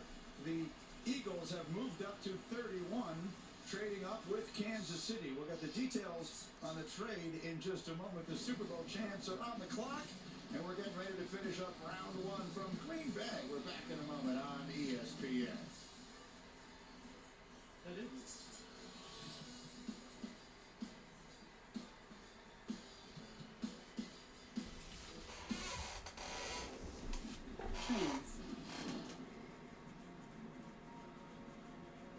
Trains that sense what isn't on the schedule. Trains that use the power of Dell AI and Intel to see hundreds of miles of tracks, clearing the way so you arrive exactly where you belong. This combo meal's got combinations.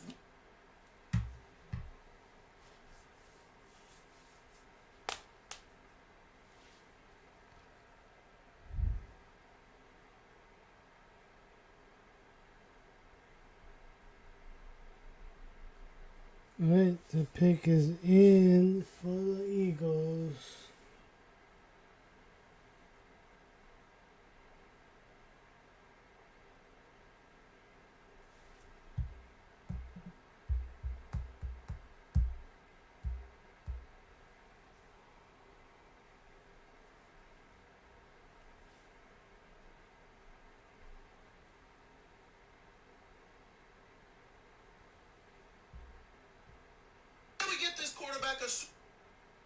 Sorry about that.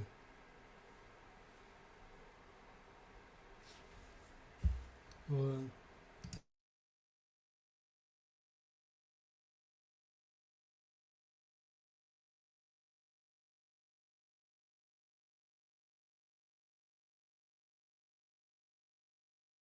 Right.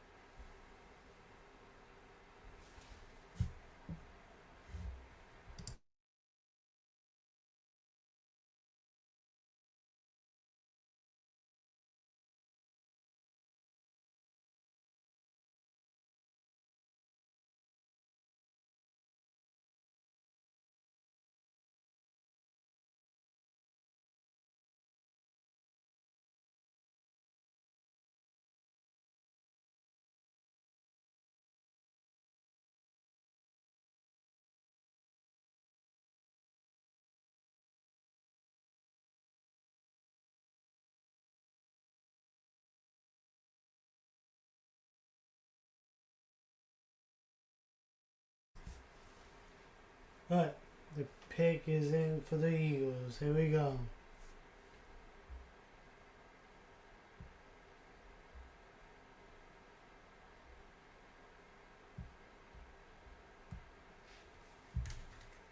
First pick to the Philadelphia Eagles. With the 31st pick in the 2025 NFL Draft, the Philadelphia Eagles select Jahad Campbell, linebacker. Jahad Campbell, linebacker. This young man has been on the radar a long time. He committed to Clemson at the age of 16, playing high school ball in New Jersey. Ultimately flipped his choice to Alabama, where he led the Tide in tackles last year, including 11.5 for loss and 5 sacks. 21 on the big board where he would have been going a lot higher. And after the shoulder injury, he played great all year for Alabama. 117 tackles, team high 11.5 tackles for loss. 5 of those were sacks. Think about this football team, the way Hall of Fame GM Howie Roseman has constructed it. Half the starters, half the 22 are from the SEC. Like those proven entities, those guys played for the big powers in the SEC. And Jahad Campbell did have this head guy. He would have gone much higher had not been for the shoulder injury. Yeah, no doubt. I mean, you think about what Philadelphia is doing. Alright, the pick is in for the Chiefs. The last pick in the first round. Here we go. And then the second round will be tomorrow. They lost Milton Williams. They lost those guys. So now, you add an athlete on the back end, a guy that can roam and make plays in space. It's something to go along with Zach Paul to give them a dynamic duo on the back end. And he's just Number 32 pick. And the 2025 NFL Draft. Here we go. In their sub package, but he's got nice high side bip and bend and close on the quarterback. You can see why on some of the tape when he was playing off ball, right? And he's coming downhill and he's taking on linemen. You can see the shoulder issue because he didn't have that same top. Then, yeah. After this pick, I'll be going to bed. You know, those shoulders are straight. This is a hell of an athlete. He just looks great. He's got a height too. He knows he's on a very good football team. And they can wait. This is one organization, one football team. Here we go. They don't have to rush that. They drafted Cooper DeJean, who they stole in the second round. Because he was coming off an injury. He waited it out, and he was impactful all year and was a key guy in the Super Bowl, right? So again, Howie Roseman, I'd say Hall of Fame without question, GM. Nobody does it better. To get a Jahad Campbell, who, like I said, I had him at 21, had not been for the injury, he would have been probably around 12 to 15. And like I said, they can wait till it's complete. It's not one shoulder, it's two. Right, exactly. Wait till it's completely healthy. Shoulders are 100% before you get him back on the field, and they can wait it out. You mentioned Howie Roseman. That was the Eagles' NFL high 11th trade involving a first-round pick since he took over in December of 2015. And he is standing by now. And when I say he, Jahad Campbell is standing by with Molly. Verizon Business takes us down to the stage. Molly. Jahad, the defending Super Bowl champs just traded up for you. How will you repay their belief in you? I'm going to give them 110%. Everything I got in me, you know. The rich just got rich. You told me that this week felt like an out-of-body experience. What is it like standing up here as the newest member of the Philadelphia Eagles? Best team in the nation. I mean, what can I say? E-A-G-L-E-S. There we go. No. Thank you. He already knows. Molly, he already knows. That's a great Go Giants. A young man who suffered those injuries thought he might have to wait until tomorrow night.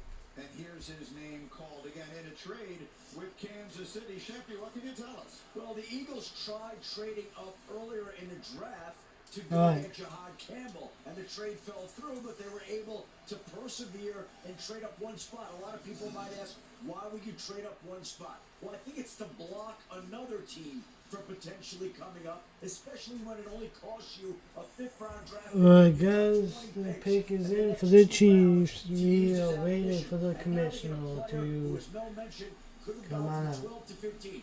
He did have surgery on one of his shoulders. He's going to need surgery on another shoulder, potentially after the season. He's got a knee issue as well, but the talent is undeniable, Greeny. No question about it. After this pick, Feels a little bit like a steal, and it'll be all over. as you mentioned, Howie Until tomorrow. is a legend of the profession, and so you see there's Kansas City, there's their legendary coach, Andy Reid, as they will make the final pick of this first round. They're accustomed to doing that. They've won a bunch of Super Bowls. Come on, let's get to the Chiefs pick. Do not go to commercial. Let's get to Chiefs pick. Left tackle was playing great football, though he had the knee injury October 12th against Oregon. Could have been a top 5 to 10 pick. Left tackle for Patrick Mahomes. If I'm a team like that, I can wait on Josh Simmons. If he's ready for camp, ready for the start, great. If we have to wait a couple more weeks or a month and a half, fine. If you look at, okay, look, I'll finish it up. Go ahead. Here's the thing I say about the Go Chiefs. on. Every time Patrick Mahomes has lost the Super Bowl is when he was protected. You got to make sure the kid's protected. This has to be some form of protection. Where is Roger Goodell? When he was healthy, at the end of last year, in the first quarter of this Is season, he coming was the out? best tackle in the draft. There's nothing he can't do. He's just coming off left patella tendon injury. Here's the commission. Here we go. The final pick of round 1. Final pick. Here we go. Here we go. With the 32nd pick in the 2025 NFL Draft, the Kansas City Chiefs select Josh Simmons, tackle, Ohio State. And then defensive tackle Josh Simmons. Okay. Alright, guys. That is it for the 2025 NFL Draft first round. Right? So, I will see you all tomorrow for another NFL Draft. So, see you all tomorrow. Peace. When he was playing out there until mid-October, he was outstanding. I mean, last year, week 13 against Michigan.